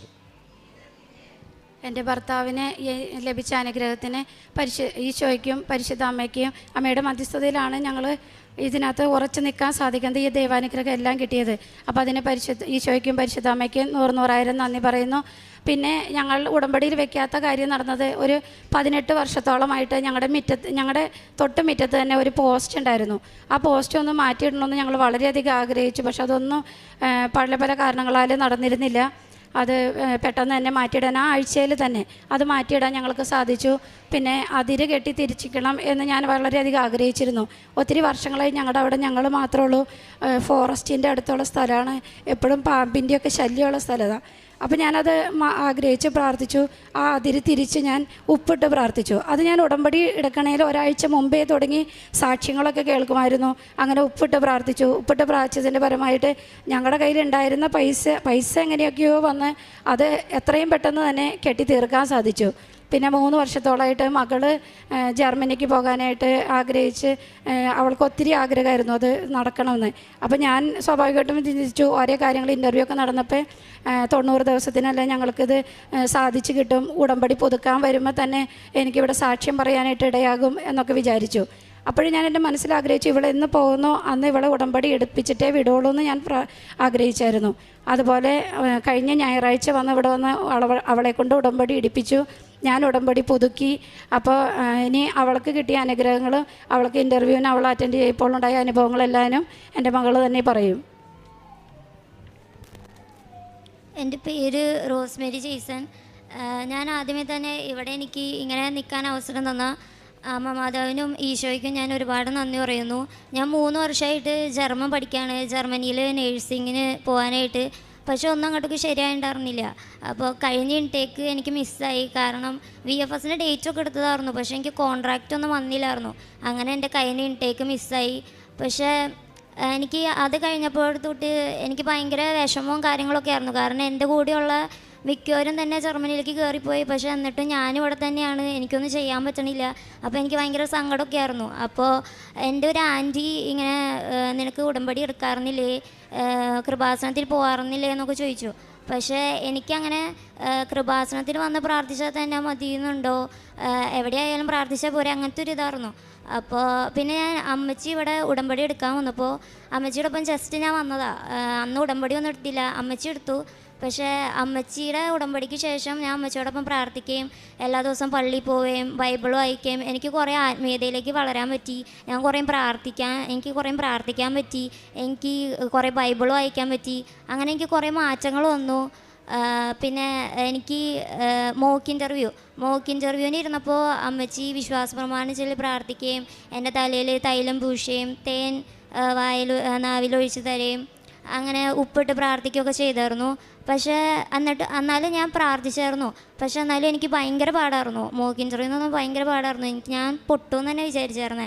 പക്ഷേ അത് കഴിഞ്ഞപ്പോൾ, ആ ഇൻ്റർവ്യൂ കഴിഞ്ഞപ്പോൾ എനിക്ക് ഭയങ്കര വിഷമമായിരുന്നു. കാരണം ഞാൻ ഇനിയും തോറ്റ് കഴിഞ്ഞാൽ ഇനി ഈ ഇൻടേക്ക് മിസ്സാവും. അപ്പോൾ എനിക്ക് ഭയങ്കര പേടിയായിരുന്നു. ഞാൻ കുറേ പ്രാർത്ഥിച്ചു. അത് കഴിഞ്ഞിട്ട് അത്ഭുതം എന്ന് പറയാം, എനിക്ക് ആ ഇൻ്റർവ്യൂ കിട്ടി. അത് എനിക്ക് ഈ മെയിൻ ഇൻ്റർവ്യൂ അവർ ഷെഡ്യൂൾ ചെയ്ത് തന്നു. മെയിൻ ഇൻ്റർവ്യൂവിൽ ഞാൻ വീണ്ടും മാതാവ് എൻ്റെ കൂടെ ഉണ്ടെന്ന് അപ്പോൾ എനിക്കൊരു ഉറപ്പ് വന്നു. കൃപാസന മാതാവിന് നല്ല ശക്തി ഉണ്ടെന്ന് എനിക്ക് ബോധ്യമായി. അപ്പോൾ ഞാൻ ഒരുപാട് പ്രാർത്ഥിച്ചു. അങ്ങനെ മെയിൻ ഇൻ്റർവ്യൂ ഞാൻ അറ്റൻഡ് ചെയ്തു. മെയിൻ ഇൻ്റർവ്യൂ എന്ന് പറയുന്നത് ഞാൻ മാതാവിനോട് പറഞ്ഞായിരുന്നു, മാതാവ് വേണം എന്നിലൂടെ സംസാരിക്കാൻ. കാരണം എനിക്കൊന്നും അറിയില്ല. എന്നെ മോക്ക് ഇൻ്റർവ്യൂ ചെയ്യിപ്പിച്ചത് മാതാവാണ്. കാരണം എനിക്കൊരു മെറിറ്റും ഇല്ല. അത് ശരിക്കും പറഞ്ഞാൽ ഈശോൻ്റെ അനുഗ്രഹം തന്നെയാണ്. കാരണം ഞാൻ ആ ഇൻ്റർവ്യൂവിൽ ഞാനായിരിക്കില്ല സംസാരിച്ചത്, മാതാവാന്ന് തന്നെയാണ് ഞാൻ വിശ്വസിക്കണത്. കാരണം എൻ്റെ കഴിവുകൊണ്ടല്ല ഞാൻ അത് ജയിച്ചത്. അപ്പോൾ എന്നെ മോക്ക് ഇൻ്റർവ്യൂവിൽ ചെയ്യിപ്പിച്ച മാതാവ് മെയിൻ ഇൻ്റർവ്യൂവിൽ ചെയ്യിപ്പിക്കുമെന്ന് എനിക്ക് നല്ല വിശ്വാസം ഉണ്ടായിരുന്നു. അങ്ങനെ ഞാൻ മെയിൻ ഇൻ്റർവ്യൂവിൽ മാതാവിനോട് പറഞ്ഞായിരുന്നു, എന്നിലൂടെ മാതാവ് വേണം സംസാരിക്കാൻ. എന്നോട് ആകെ കുറച്ച് ക്വസ്റ്റ്യൻസ് അവർ ചോദിച്ചാൽ മതി, എളുപ്പമുള്ള ക്വസ്റ്റ്യൻസ് മാത്രം ചോദിക്കണമെന്ന്. അങ്ങനെ എന്നെ കറക്റ്റ് അവർ അങ്ങനെ തന്നെ എന്നോട് ചോദിച്ചേ. ആകെ എന്നോട് കുറച്ച് ക്വസ്റ്റ്യൻസ് ചോദിച്ചോളൂ, എന്നോട് വളരെ എളുപ്പമുള്ള ക്വസ്റ്റ്യൻസ് മാത്രമേ ചോദിച്ചോളൂ. അങ്ങനെ അപ്പോൾ തന്നെ എനിക്ക് ഉറപ്പായി. അവരെന്നോട് പറഞ്ഞു ജർമ്മനൊക്കെ നല്ലതാണ്. അപ്പോൾ തന്നെ ഞാൻ ഉറപ്പിച്ചു, ഞാൻ എന്തായാലും ജയിക്കും. എനിക്ക് മാതാവിൽ നല്ല വിശ്വാസം വന്നു. അങ്ങനെ പിന്നെ ഞാൻ ഇൻ്റർവ്യൂ ചെയ്യിച്ചു എന്ന് പറഞ്ഞു. അപ്പോൾ എനിക്ക് ഭയങ്കര വിശ്വാസമായി, ഭയങ്കര സന്തോഷമായി. അത് കഴിഞ്ഞ് പിന്നെ വിസയ്ക്ക് വെച്ചപ്പോൾ എനിക്ക് കുറേ തടസ്സങ്ങൾ വന്നു. ഇവിടെ ഞാൻ അന്ന് അമ്മച്ചി ഇവിടെ സാക്ഷ്യം പറയാൻ വരുമ്പോൾ ഞാൻ ഇവിടെ ഉടമ്പടി എടുക്കാമെന്ന് ഞാൻ വിചാരിച്ചായിരുന്നു. പക്ഷേ എൻ്റെ ഒന്നങ്ങോട്ടേക്ക് ശരിയാവണ്ടായിരുന്നില്ല. വിസയ്ക്ക് വെച്ചപ്പോഴും എൻ്റെ ആദ്യത്തെ വിസ VFS ഡേറ്റ് എടുത്തിട്ട് അന്ന് എൻ്റെ കോൺട്രാക്റ്റ് വന്നില്ല. അത് കഴിഞ്ഞ് വീണ്ടും രണ്ടാമത് വിസ വയ്ക്കായിരുന്നു. അത് ജനുവരി 8-ാം തീയതിയാണ് വിസ വെച്ചത്. അപ്പോൾ എനിക്കാണെങ്കിൽ ഫെബ്രുവരി 1-ാം തീയതി അവിടെ ജോയിനിങ് ഡേറ്റ് കോൺട്രാക്റ്റിൽ കൊടുത്തേക്കാം. അപ്പോൾ ഇത്രയും ദിവസം കൊണ്ട് വിസ വരുമെന്ന് എനിക്കറിയില്ല. കാരണം ആകെ കുറച്ച് സമയമുള്ളൂ. അപ്പോൾ എൻ്റെ ഒരു ഫ്രണ്ടിൻ്റെ ഇങ്ങനെ അവരുടെ ഇൻടേക്ക് മാറ്റി വെച്ചു, ആകെ കുറച്ച് സമയമുള്ളതുകൊണ്ട്. അപ്പോൾ എൻ്റെ ഇനി അങ്ങനെ സംഭവിക്കുമെന്ന് എനിക്ക് നല്ല ടെൻഷൻ ഉണ്ടായിരുന്നു. അപ്പോൾ ഞാൻ അമ്മച്ചിയുടെ ഒപ്പം കഴിഞ്ഞ ആഴ്ച 22-ാം തീയതി ജനുവരി വന്നിട്ട് ഉടമ്പടി എടുത്തതിന് ശേഷം എനിക്ക് മെയിൽ വന്നു, ഇത് അപ്രൂവായി, മെയിൽ അവിടെ നിന്ന് ഡിസ്പാച്ചായി എന്നൊക്കെ പറഞ്ഞ് എനിക്ക് ഇത് വന്നു. ഇന്നലെ ഉച്ചയോട് കൂടി എനിക്ക് വിസ കയ്യിൽ കിട്ടി. ഇന്നലെ തന്നെ ടിക്കറ്റ് എടുത്തു. നാളെ ഞാൻ രാവിലെ പോവാണ് ജർമ്മനിക്ക്. 7:50-ൻ്റെ ഫ്ലൈറ്റാണ്. പിന്നെ എനിക്ക് പറയാനുള്ളത്, എനിക്ക് ആദ്യത്തെ മെയിൻ ഇൻ്റർവ്യൂ ഒരു ദിവസമായിരുന്നു. അന്ന് എനിക്ക് ആ മെയിൻ ഇൻ്റർവ്യൂ നടന്നില്ല. അന്ന് ഞാൻ വിചാരിച്ചു ആ മെയിൻ ഇൻ്റർവ്യൂ എന്തിനായിരിക്കും മാറ്റി വെച്ചത്, അതങ്ങോട്ട് നടന്നു പോയായിരുന്നെങ്കിൽ എനിക്ക് കുറച്ച് സമാധാനമായിട്ടിരിക്കാമായിരുന്നു. പക്ഷെ പിന്നെയാണ് മനസ്സിലായി അത് എന്തിനാണ് മാറ്റി വെച്ചതെന്ന്. കാരണം എൻ്റെ ഒരു ഫ്രണ്ട് എൻ്റെ വീടിൻ്റെ അടുത്തൊരു മരണം നടന്ന കാരണം അവിടെ മൊത്തം ഒച്ചപ്പാടും ഇതൊക്കെയായിരുന്നു, ഭയങ്കര ഒച്ചയൊക്കെയായിരുന്നു. അപ്പോൾ ഞാൻ ഏജൻസിയിൽ പോയിട്ട് ഇൻ്റർവ്യൂ അറ്റൻഡ് ചെയ്യാമെന്ന് വിചാരിച്ചായിരുന്നത്. അപ്പോൾ ഞാൻ സാധാരണ വീട്ടിലിരുന്നാണ് അറ്റൻഡ് ചെയ്യണേ. വീട്ടിലിരിക്കുമ്പോൾ ആ ഒരു സമാധാനവും ആ ഒരു കംഫർട്ടൊക്കെ ഉണ്ടാവുമല്ലോ. അപ്പോൾ അങ്ങനെ എന്നിട്ട് ഞാൻ ഏജൻസിയിൽ പോയിട്ടിരുന്ന് അറ്റൻഡ് ചെയ്യാമെന്ന് വിചാരിച്ചു. പക്ഷേ അന്ന് അവരുടെ ജർമ്മനിയിൽ അവിടുത്തെ ആ ഇൻ്റർവ്യൂ അവിടെ മാറ്റി വെച്ചു. അങ്ങനെ എൻ്റെ ഒരു ഫ്രണ്ട് ഏജൻസിയിലിരുന്ന് അറ്റൻഡ് ചെയ്തു. പക്ഷെ അവൾക്ക് ഭയങ്കര പാടായിരുന്നു. കാരണം അവളോട് ആ ഏജൻസിയിലിരുന്നപ്പോൾ അവിടെ ഇരിക്കുന്ന സാധനങ്ങളുടെ ഇതും അങ്ങനത്തെ കാര്യങ്ങളൊക്കെ ചോദിച്ചാൽ അതൊക്കെ എന്നോട് എങ്ങാനും ചോദിച്ചിരുന്നെങ്കിൽ ഞാൻ പൊട്ടിയേനെ. എനിക്ക് അത് ജയിക്കാൻ പറ്റില്ലായിരുന്നു. അപ്പോൾ ഞാൻ വിശ്വസിക്കണേ മാതാവാണ് എന്നെ ആ ഇൻ്റർവ്യൂ വേറൊരു ദിവസത്തേക്ക് ആക്കുകയും എനിക്കത് ജയിക്കാൻ പറ്റിയത് മാതാവിൻ്റെ ഒരു കൃപ കൊണ്ട് മാത്രമാണ്, ഈശോനെ അനുഗ്രഹിച്ചുകൊണ്ട് മാത്രമാണ് ഞാൻ വിശ്വസിക്കുന്നു. പിന്നെ അമ്മച്ചി എനിക്ക് വേണ്ടി ഇൻ്റർവ്യൂവിന് പ്രാർത്ഥിച്ചുകൊണ്ടിരുന്നപ്പോൾ 1 എന്ന് പറയുന്ന സംഖ്യ എപ്പോഴും മനസ്സിൽ വന്നുകൊണ്ടിരുന്നു. അപ്പോൾ എന്നോട് അമ്മച്ചി പറഞ്ഞു, എന്താണോ റോസ് ഞാനിങ്ങനെ പ്രാർത്ഥിക്കുമ്പോൾ 1 എന്ന് പറയുന്ന സംഖ്യ വേണ്ടെന്ന്. അപ്പം ഞാൻ വിചാരിച്ചു ചിലപ്പോൾ ഇങ്ങനെ ഒരാൾ ജയിക്കുമെന്നോ അല്ലെങ്കിൽ 1-ാം തീയതി ആണ് ഇൻ്റർവ്യൂന്നോ അങ്ങനെ എന്തെങ്കിലും ആയിരിക്കുമെന്നാണ് ഞാൻ വിചാരിച്ചായിരുന്നേ. പക്ഷേ പിന്നെ മനസ്സിലായി എൻ്റെ കോൺട്രാക്റ്റിൽ അവിടെ ജോയിനിങ് ഡേറ്റ് തന്നേക്കുന്നത് ഫെബ്രുവരി 1-ാം തീയതിയാണ്. അപ്പോൾ അതങ്ങനെ മനസ്സിലായി. പിന്നെ അമ്മച്ചി പ്രാർത്ഥിച്ചുകൊണ്ടിരുന്നപ്പോൾ വിസയ്ക്ക് വേണ്ടി പ്രാർത്ഥിച്ചുകൊണ്ടിരുന്നപ്പോൾ 23 എന്ന് പറയുന്ന ഒരു സംഖ്യ അമ്മച്ചിയുടെ മനസ്സിൽ വന്നു. അപ്പോൾ ഞങ്ങൾ വിചാരിച്ചു എന്നാൽ പിന്നെ ജനുവരി 23-ാം തീയതി എനിക്ക് വിസ വരുമായിരിക്കും എന്ന് വിചാരിച്ച് ഞങ്ങൾ ഇരുന്നു. പക്ഷെ അന്ന് ഒന്നും സംഭവിച്ചില്ല. അപ്പം ഞങ്ങളിങ്ങനെ വിചാരിക്കാം അമ്മച്ചി ഇന്നലെയും കൂടി എന്നോട് ചോദിച്ചോളൂ അതെന്തായിരിക്കും റോസ് ഈ 23-ാം തീയതി എന്നിട്ടൊന്നും സംഭവിച്ചില്ലല്ലോ, പിന്നെ എന്തിനായിരിക്കും മാതാവ് എനിക്കങ്ങനെ കാണിച്ചു തന്നേന്ന്. പിന്നെ ഞാൻ ജസ്റ്റ് ഒന്ന് വിസ വെച്ചപ്പോൾ തൊട്ട് ഇന്നലെ വരെയുള്ള ഡേറ്റ് ഞാൻ എണ്ണി നോക്കിയപ്പോഴാണ് കറക്റ്റ് 23-ാമത്തെ ദിവസം. കാരണം ഞാൻ ജനുവരി 8-ാം തീയതി വെച്ചു, എനിക്ക് വിസ ഇന്നലെ ഉച്ചയ്ക്ക് കിട്ടി. കറക്റ്റ് 23 ദിവസമായപ്പോൾ എനിക്ക് വിസ കയ്യിൽ കിട്ടി. അത് മാതാവിൻ്റെ വലിയൊരു വെളിപ്പെടുത്തലാണെന്ന് ഞാൻ വിശ്വസിക്കുന്നു. പിന്നെ ഞങ്ങളിവിടെ 7-ാം തീയതി ഡിസംബർ 7-ാം തീയതി അമ്മയുടെ പ്രത്യക്ഷീകരണത്തിൻ്റെ ദിവസം വന്ന് ഇവിടെ പാസ്പോർട്ട് വെച്ച് മാതാവിൻ്റെ രൂപത്തും വെച്ച് പ്രാർത്ഥിക്കുകയൊക്കെ ചെയ്തു. ഇവിടെ ഒരു 5 മണിക്കൂറോടെ ഞങ്ങൾ നിന്നായിരുന്നു. അതും ഞങ്ങൾക്ക് വലിയൊരു അനുഗ്രഹത്തിന് കാരണമായി. ഒരുപാട് നന്ദിയുണ്ട്. ഈ അനുഗ്രഹമൊക്കെ തന്ന ഈശോയ്ക്കും മാതാവിനും ഒരുപാട് നന്ദി പറയുന്നു. പിന്നെ ഒരു കാര്യം കൂടി, അവൾക്ക് ഫെബ്രുവരി 1-ാം തീയതിയാണ് അവിടെ കയറണമെന്ന് പറഞ്ഞിരുന്നെങ്കിലും 1-ാം തീയതി അവിടെ ചെല്ലണം, 3-ാം തീയതി ക്ലാസ് തുടങ്ങുള്ളൂ. അപ്പോൾ 2 ദിവസം കൂടി ഞങ്ങൾക്ക് നീട്ടി കിട്ടി. അതുകൊണ്ടാണ് നാളെ രാവിലത്തെ ഫ്ലൈറ്റിന് പോയിട്ട് അവിടെ ചെന്ന് കയറാനായിട്ടുള്ള സൗകര്യം അതും മാതാവ് നേരത്തെ തന്നെ ഞങ്ങൾക്ക് ഒരുക്കി വെച്ചിരുന്നു. ഇത്രയും അനുഗ്രഹങ്ങൾ ഈശോയിൽ നിന്ന് വാങ്ങി തന്ന പരിശുദ്ധ അമ്മയ്ക്കും ദൈവകുമാരനും 100,000 നന്ദി പറയുന്നു. പ്രേക്ഷിത പ്രവർത്തനമായിട്ട് ഞാൻ ഇവിടുന്ന് ചെയ്യണത്, ഞാൻ ഉടമ്പടി എടുത്ത് എല്ലാ മാസവും തന്നെ ഇവിടെ വന്നു എന്ന് തന്നെ പറയാം. 3 മാസം ഇവിടെ വന്നു. ഇതിൻ്റെ പത്രിക ഇത് മേടിച്ചുകൊണ്ട് പോകും, കൃപാസന പത്രം മേടിച്ചുകൊണ്ട് പോകുമ്പോൾ ഞാൻ വീട്ടിൽ നിന്ന് ജോലിക്കൊന്നും പോവാത്തത് കൊണ്ട് ഞങ്ങൾ കുടുംബമായിട്ടാണ്, ഭർത്താവാണ് പത്രം കൊടുക്കണത്. ഞങ്ങൾ തന്നെ ഒരുമിച്ചാണ് ഉടമ്പടി എടുത്തതാണ്. അപ്പോൾ ഭർത്താവ് എല്ലാ പത്രവും കൊണ്ട് കൊടുക്കും. പിന്നെ ഉടമ്പടി പുതുക്കി ഇപ്പോൾ കിട്ടിയ പത്രവും കൊടുത്ത് തീർന്നിടതേ ഉള്ളൂ. കഴിഞ്ഞ ഞായറാഴ്ചയാണ് ഉടമ്പടി പുതുക്കിയത്. അപ്പം ഇനി 2-3 കൂടി അതിനകത്ത് ബാക്കിയുള്ളൂ, അത് കൊടുക്കണം. പിന്നെ ഞങ്ങളോട് ചോദിക്കുന്നവർക്ക് നമ്മളെ കൊണ്ട് കഴിയണ സഹായങ്ങൾ ഒക്കെ ചെയ്തു കൊടുക്കാറുണ്ട്. പിന്നെ ഭക്ഷണപ്പൊതി ഒരു പ്രാവശ്യം അങ്ങനെ കൊടുത്തു. പിന്നെ അവിടെ അടുത്ത് ഒരു മാനസികമായിട്ട് ബുദ്ധിമുട്ട് അനുഭവിക്കുന്ന കുറച്ച് പേര് താമസിക്കുന്നുണ്ട്, സിസ്റ്റേഴ്സ് നടത്തണേ. അവിടെ കൊണ്ടുപോയിട്ട് ഒരു ദിവസം ഭക്ഷണം കൊടുത്തായിരുന്നു. പിന്നെ ഞാൻ അച്ഛൻ്റെ ഡെയിലി ബ്രെഡ് കൂട്ടാറുണ്ട്.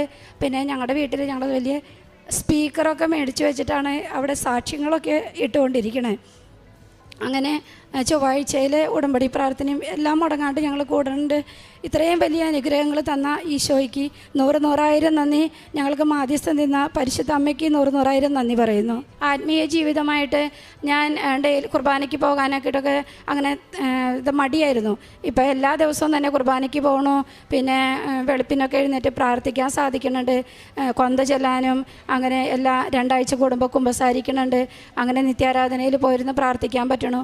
അങ്ങനെ ഒരുപാട് ആത്മീയമായിട്ട് ഞങ്ങളെ ഈശോ വളർത്തി.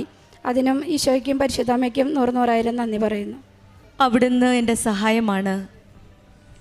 അങ്ങയുടെ ചിറകിൻ കീഴിൽ ഞാൻ ആനന്ദിക്കും. എൻ്റെ ആത്മാവ് അങ്ങയോടൊട്ട് ചേർന്നിരിക്കുന്നു. അങ്ങയുടെ വലത് കൈ എന്നെ താങ്ങി നിർത്തുന്നു. സങ്കീർത്തനം 63, 7-8 വചനങ്ങളാണ്. ദൈവത്തിൻ്റെ സ്നേഹവും സംരക്ഷണവും നമ്മുടെ കൂടെ എപ്പോഴുമുണ്ട്. സുരക്ഷയുടെ ഉറപ്പിൽ നിന്നാണ് നമ്മുടെ സ്നേഹം, നമ്മുടെ ദൈവാനുഗ്രഹങ്ങളെല്ലാം മുന്നോട്ട് നയിക്കുന്നത്. പ്രശ്നങ്ങളും പ്രതിബന്ധങ്ങളും വരുമ്പോഴൊക്കെ എത്രമാത്രം ജീവിതത്തിലുണ്ടായാലും ഉടമ്പടി മക്കളുടെ ജീവിതത്തിൽ വിശ്വസ്തയോടെ ഉടമ്പടി ജീവിതം നയിക്കുമ്പോൾ എല്ലാ പ്രതിബന്ധങ്ങളും മാറി നല്ലൊരു വഴി കാണിച്ചു തരികയാണ് ഈശോയും അമ്മയും കൂടെ. ആ ചിറകിൻ കീഴിൽ നമുക്ക് ആനന്ദിക്കാനുള്ള ഒരു വഴി ഒരുക്കി തരികയാണ് ഈശോയും അമ്മയും ഉടമ്പടി ജീവിതം നയിക്കുന്ന മക്കളുടെ ജീവിതത്തിൽ. ദൈവത്തോടുള്ള ഉറച്ച ബന്ധമാണ് നമ്മളിൽ നിന്ന് ഈശോ ആഗ്രഹിക്കുന്നത്. അമ്മയുടെ സ്നേഹമുള്ള സംരക്ഷണത്തിൻ്റെ പ്രതീകമാണ് നമ്മുടെ ഉടമ്പടിയിലുള്ള വിശ്വസ്തത. ചിറകിൻ്റെ കീഴിൽ അമ്മ തൻ്റെ മക്കളെ തൻ്റെ മാധുര്യമുള്ള സാന്നിധ്യത്തിലാണ് ഒളിപ്പിച്ചിരിക്കുന്നത്. ആ ചിറകിൻ കീഴിലാണ് നമ്മളെ ഓരോരുത്തരെയും ഈശോയുടെ അരികിലേക്ക് നമ്മളെ കൊണ്ടുപോകുന്നത്. അതുകൊണ്ടാണ് ഉടമ്പടി മക്കളുടെ ജീവിതത്തിൽ എന്തു വന്നാലും ഭയമില്ലാതെ ഈശോയിലും അമ്മയുടെയും കരം പിടിച്ച് നമുക്ക് മുന്നോട്ട് പോകുവാൻ സാധിക്കുന്നത്. നമ്മുടെ ആത്മാവിൻ്റെ കൂടെയാണ് ഈശോയും അമ്മയും ചേർന്ന് നിൽക്കുന്നത്. മാതാവിനോട് ദൈവത്തോടുള്ള സ്നേഹവും പോലെയാണ് ഈശോയെ നമ്മളെ ചേർത്ത് വയ്ക്കുന്ന ഈശോ നമ്മളെ ചേർത്ത് വയ്ക്കുന്നു. അമ്മ നമ്മളെ ഈശോയോട് ചേർത്ത് വയ്ക്കുന്നു. ജീവിത ഭാരങ്ങളിൽ തളരുമ്പോൾ നമ്മുടെ വിശ്വാസം കൈവിടാതെ ഭക്തിയോടെ സ്നേഹത്തോടെ ഈശോയുടെയും അമ്മയുടെയും കരങ്ങൾ പിടിച്ചുകൊണ്ട് ആ ചിറകിൻ കീഴിൽ നമുക്കും ആനന്ദം കണ്ടെത്താം. ഈശോയുടെയും അമ്മയുടെ സ്നേഹം അടുത്തറിഞ്ഞ ഒരു നല്ലൊരു സാക്ഷ്യമാണ് ഈ മക്കളിപ്പോൾ നമ്മൾ ഷെയർ ചെയ്തത്. ഷിജി ജെയ്സനും കുടുംബവും. ഒരു കാര്യം പ്രത്യേകമായി ഈ മകൾ പറഞ്ഞത് എനിക്ക് നമ്മളെ ഒത്തിരി ആകർഷിക്കുന്നതാണ്.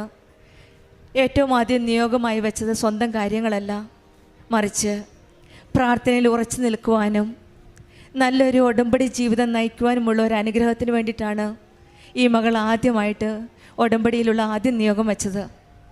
മറ്റ് ഭൗതിക കാര്യങ്ങൾ എത്രയൊക്കെ ഉണ്ടെങ്കിലും ആദ്യമായി വെച്ചത് ഈ വരുന്ന 90 ദിവസത്തെ ഉടമ്പടി ജീവിതം ഭക്തിയോടെ നയിക്കുവാൻ ഞങ്ങളെ സഹായിക്കണമേ എന്നുള്ള നിയോഗമാണ് ഈ മകൾ ഉടമ്പടിയിൽ വെച്ചത്. അതുപോലെ തന്നെയാണ് നമ്മൾ കാണുന്നതും ഇവരുടെ ജീവിതത്തിൽ സംഭവിച്ചത്.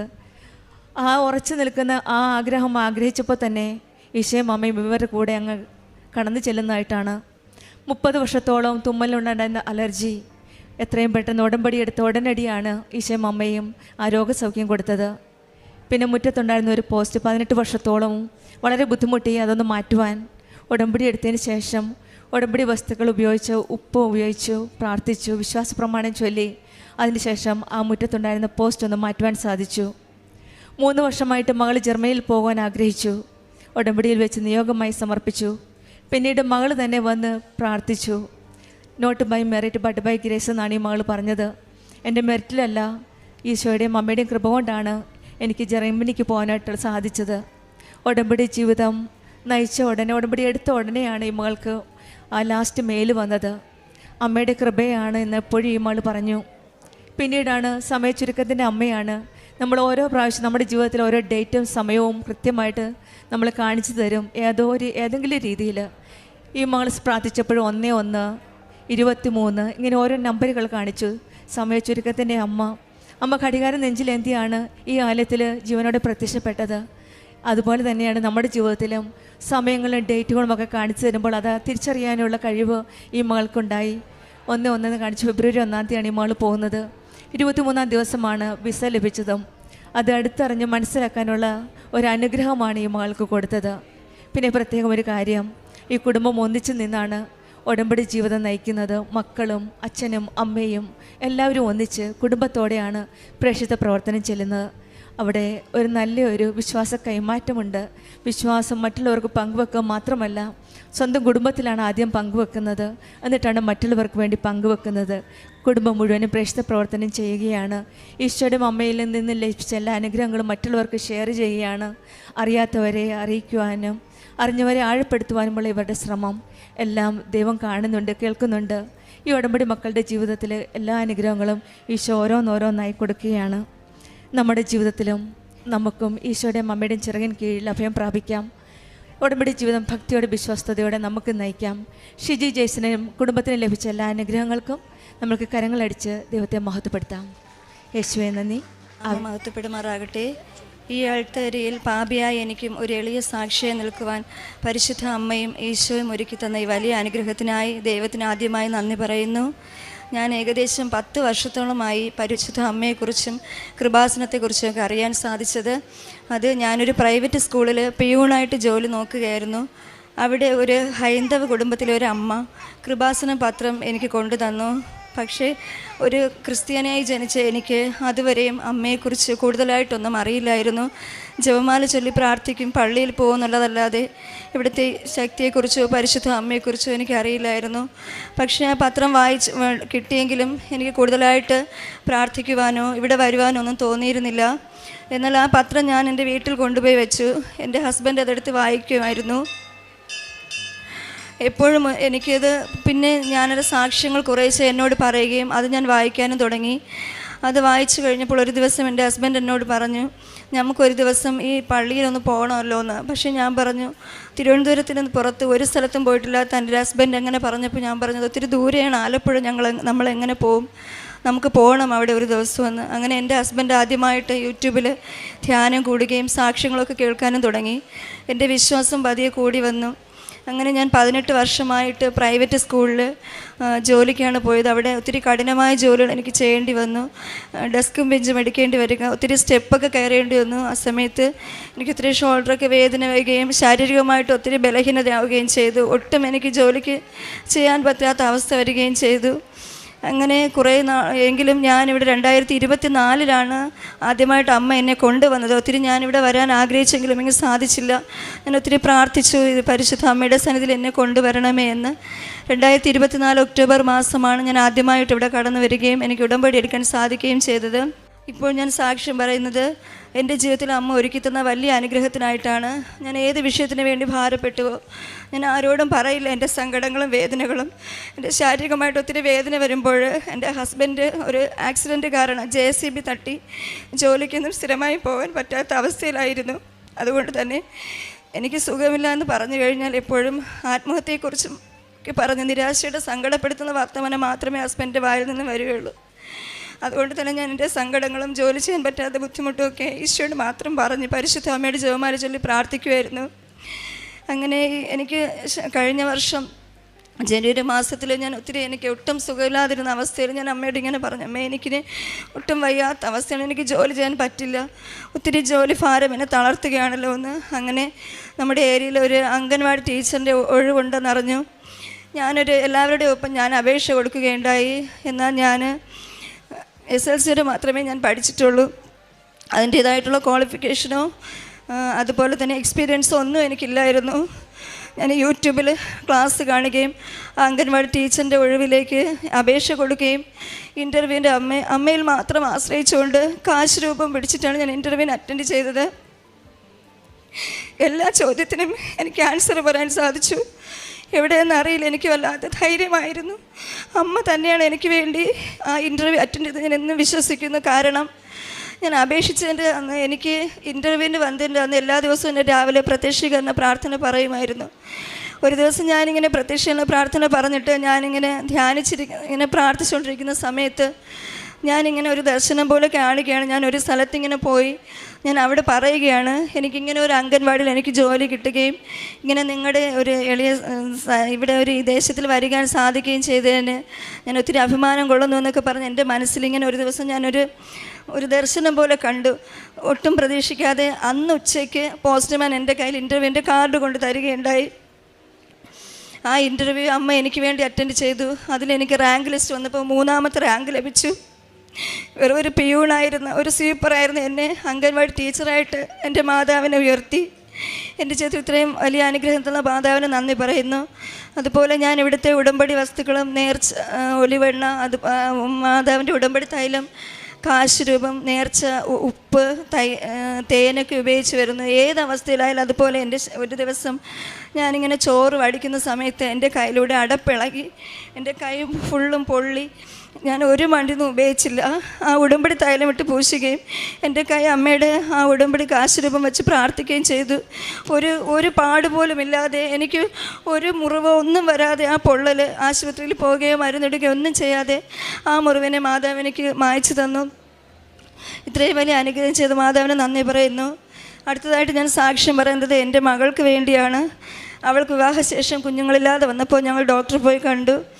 അപ്പോൾ അവൾക്ക് PCODയുടെ പ്രശ്നം, ഷുഗർ, തൈറോയ്ഡ്, ഇങ്ങനെ കുറേ രോഗങ്ങളുണ്ടെന്നറിഞ്ഞു. ഈ അവസരത്തിൽ ഒരു കുഞ്ഞിനെ കിട്ടിയാൽ കുഞ്ഞിന് ഒത്തിരി വൈകല്യങ്ങളുണ്ടാകുമെന്നും അതുകൊണ്ട് തന്നെ ബുദ്ധിമുട്ടാണെന്നും പറഞ്ഞു. ഞങ്ങളങ്ങനെ ഞങ്ങളുടെ കുഞ്ഞിൻ്റെ രോഗസൗഖ്യത്തിന് വേണ്ടി പ്രാർത്ഥിക്കുകയും ഈശോ ആഗ്രഹിക്കുന്ന സമയത്ത് യാതൊരു ചികിത്സയുമില്ലാതെ ഒരു കുഞ്ഞിനെ തരണമേ എന്ന് പ്രാർത്ഥിക്കുകയും ചെയ്തു. എൻ്റെ ഉടമ്പടി വിഷയത്തിൽ ഞാൻ രണ്ടാമത്തെ വിഷയമായിട്ടാണ് ഈ വിഷയം എഴുതിയിട്ടത്. പ്രതീക്ഷിക്കാത്തൊരു സമയത്ത് എൻ്റെ മകൾക്ക് ഇവിടെ ആലപ്പുഴയിൽ ഒരു ഇൻ്റർവ്യൂവിന് കടന്നു വരുന്ന സമയത്ത് ഇവിടെ പരിശുദ്ധ അമ്മയുടെ സന്നിധിയിൽ നിന്ന് പ്രാർത്ഥിക്കാൻ സാധിച്ചു. അത് കഴിഞ്ഞ് 2 മാസം കഴിഞ്ഞപ്പോഴേക്ക് ഞങ്ങളുടെ കുഞ്ഞിന് യാതൊരു ചികിത്സയുമില്ലാതെ തന്നെ ഞങ്ങളുടെ മകൾ പ്രഗ്നൻ്റ് ആവുകയും പൂർണ്ണ ആരോഗ്യത്തോടെ ഒത്തിരിയേറെ ടെസ്റ്റുകൾ അവൾ ഗർഭിണിയായിരുന്ന സമയത്ത് ഡോക്ടർ പറഞ്ഞു ഒത്തിരി റിസ്ക്കാണ്, ഹൈ റിസ്ക്കിലാണ് അവളെ കാണിച്ചത്. ഒരുപാട് ടെസ്റ്റുകൾ അമ്മയ്ക്കും കുഞ്ഞിനും ആവശ്യമായിട്ട് വന്നു. പക്ഷേ ഓരോ ചികിത്സയ്ക്ക് പോകുമ്പോഴും കാശ് രൂപം വെച്ച് ഒത്തിരി പ്രാർത്ഥിച്ചുകൊണ്ടിരിക്കുകയായിരുന്നു. ഉടമ്പടി വസ്തുക്കളൊക്കെയും അവൾ ഉപയോഗിക്കുകയും ഹോസ്പിറ്റലിൽ പോകുന്ന സമയത്ത് അമ്മയോട് പ്രാർത്ഥിക്കുകയും ചെയ്തിരുന്നു. യാതൊരു ടെസ്റ്റിലും ഞങ്ങളുടെ കുഞ്ഞിന് യാതൊരു കുഴപ്പവും ഉണ്ടായിരുന്നില്ല. പൂർണ്ണ ആരോഗ്യത്തോടെ ഒരു കുഞ്ഞിനെ ഞങ്ങൾക്ക് ദൈവം ദാനമായ ഒരു ആൺകുഞ്ഞിനെ തന്ന് അനുഗ്രഹിക്കുകയും ചെയ്തു. കുഞ്ഞിനെ ലഭിച്ചെങ്കിലും കുഞ്ഞിൻ്റെ ശരീരത്തിലെ മഞ്ഞയുടെ അളവ് കൂടി വന്നു. അമ്മയുടെ പാല് കുടിക്കുന്നതിനനുസരിച്ച് കുഞ്ഞിൻ്റെ ശരീരത്തിലെ മഞ്ഞയുടെ അളവ് കൂടി വരികയും ബ്ലഡ് ഗ്രൂപ്പുകൾ തമ്മിൽ വ്യത്യാസമുണ്ടായിരുന്നു അമ്മയ്ക്കും കുഞ്ഞിനും തമ്മിൽ. അതുകൊണ്ട് തന്നെ മഞ്ഞയുടെ അളവ് കുഞ്ഞിൻ്റെ ശരീരത്തിൽ കൂടി വരികയും ചെയ്തപ്പോൾ ഡോക്ടർ പറഞ്ഞു കുഞ്ഞിൻ്റെ ശരീരത്തിൽ മഞ്ഞയുടെ അളവ് ക്രമാതീതമായി വർദ്ധിക്കുന്നതുകൊണ്ട് തന്നെ തൽക്കാലത്തേക്ക് അമ്മയുടെ പാല് കൊടുക്കണ്ട എന്നും, അതുപോലെ തന്നെ ഇനി ഒരു ടെസ്റ്റ് ചെയ്യുന്ന സമയത്ത് ഈ മഞ്ഞയുടെ അളവ് ഇതുപോലെ നിൽക്കുകയാണെങ്കിൽ കുഞ്ഞിൻ്റെ ശരീരത്തിലെ ബ്ലഡ് കംപ്ലീറ്റ് മാറ്റി പുതിയ ബ്ലഡ് അടയ്ക്കേണ്ടി വരികയും ചെയ്യുമെന്ന് പറഞ്ഞു. ആ രാത്രി മുഴുവനും ഞങ്ങളുടെ കുഞ്ഞിനെ ഐസിയിലേക്ക് പ്രവേശിപ്പിച്ചു. ഞങ്ങളെല്ലാവരും ഒത്തിരി കരഞ്ഞ് പ്രാർത്ഥിച്ചുകൊണ്ടിരുന്നു. ആ രാത്രിയിൽ ആ കാശ് രൂപം വെച്ച ഐസിയുയിൽ ഞാനും കുഞ്ഞിൻ്റെ കൂടെ ഞാനായിരുന്നു. മകള് സിസേറിയൻ കഴിഞ്ഞിട്ട് അവൾ റെസ്റ്റിലായിരുന്നു. ആ ഐസിയുലായിരുന്ന സമയത്ത് കുഞ്ഞിൻ്റെ ശരീരത്തിൽ കാശ് രൂപം വെച്ച് ഞാൻ കരഞ്ഞ് പ്രാർത്ഥിച്ചുകൊണ്ടിരുന്നു.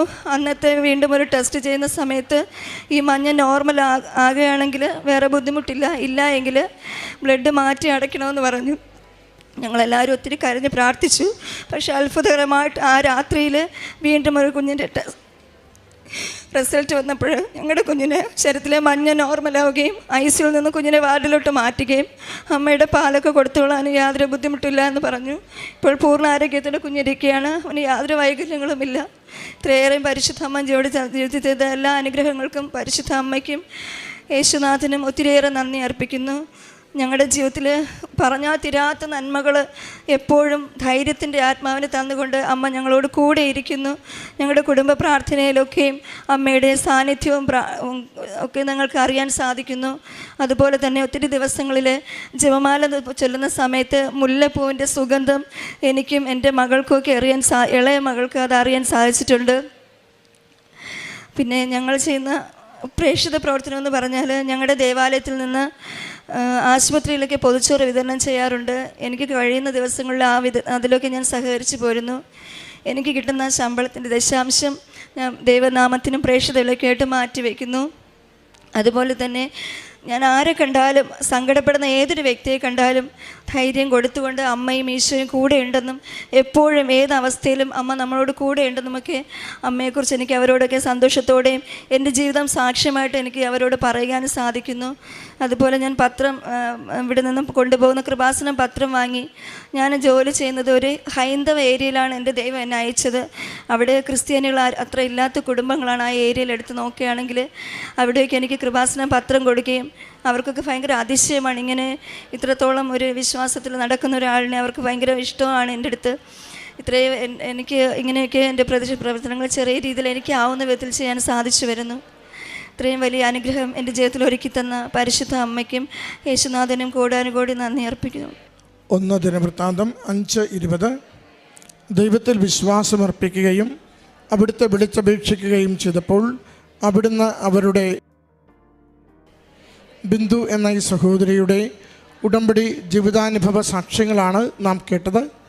ബിന്ദു ആദ്യം സൂചിപ്പിച്ചത് ഏറെ ക്ലേശത്തിൽ താൻ ചെയ്തുകൊണ്ടിരുന്ന ജോലിക്ക് പകരമായി അമ്മയുടെ അരികിൽ സ്വസ്ഥതയുള്ള ഒരു ജോലിക്ക് വേണ്ടി ആഗ്രഹിച്ച് പ്രാർത്ഥിച്ചപ്പോൾ തൻ്റെ കഴിവുകൾ ഏറെ പരിമിതമാണെങ്കിലും തനിക്ക് സ്വയമേവ പരീക്ഷ എഴുതിയോ ഇൻ്റർവ്യൂവിൽ പങ്കെടുത്തോ നേടുവാനാവാത്തതാണെങ്കിലും അമ്മ മാതാവിൻ്റെ കൃത്യമായ സാന്നിധ്യം കൊണ്ട് സഹായം കൊണ്ട് മകൾ എഴുതിയ പരീക്ഷകൾക്ക് നല്ല മാർക്കും ഇൻ്റർവ്യൂ വളരെ നല്ല രീതിയിൽ പങ്കെടുക്കുവാനുള്ള സഹായം ലഭിച്ച് അംഗനവാടി ടീച്ചറായി മകൾക്ക് ലഭിച്ച ജോലിയെക്കുറിച്ചാണ് സാക്ഷ്യപ്പെടുത്തിയത്.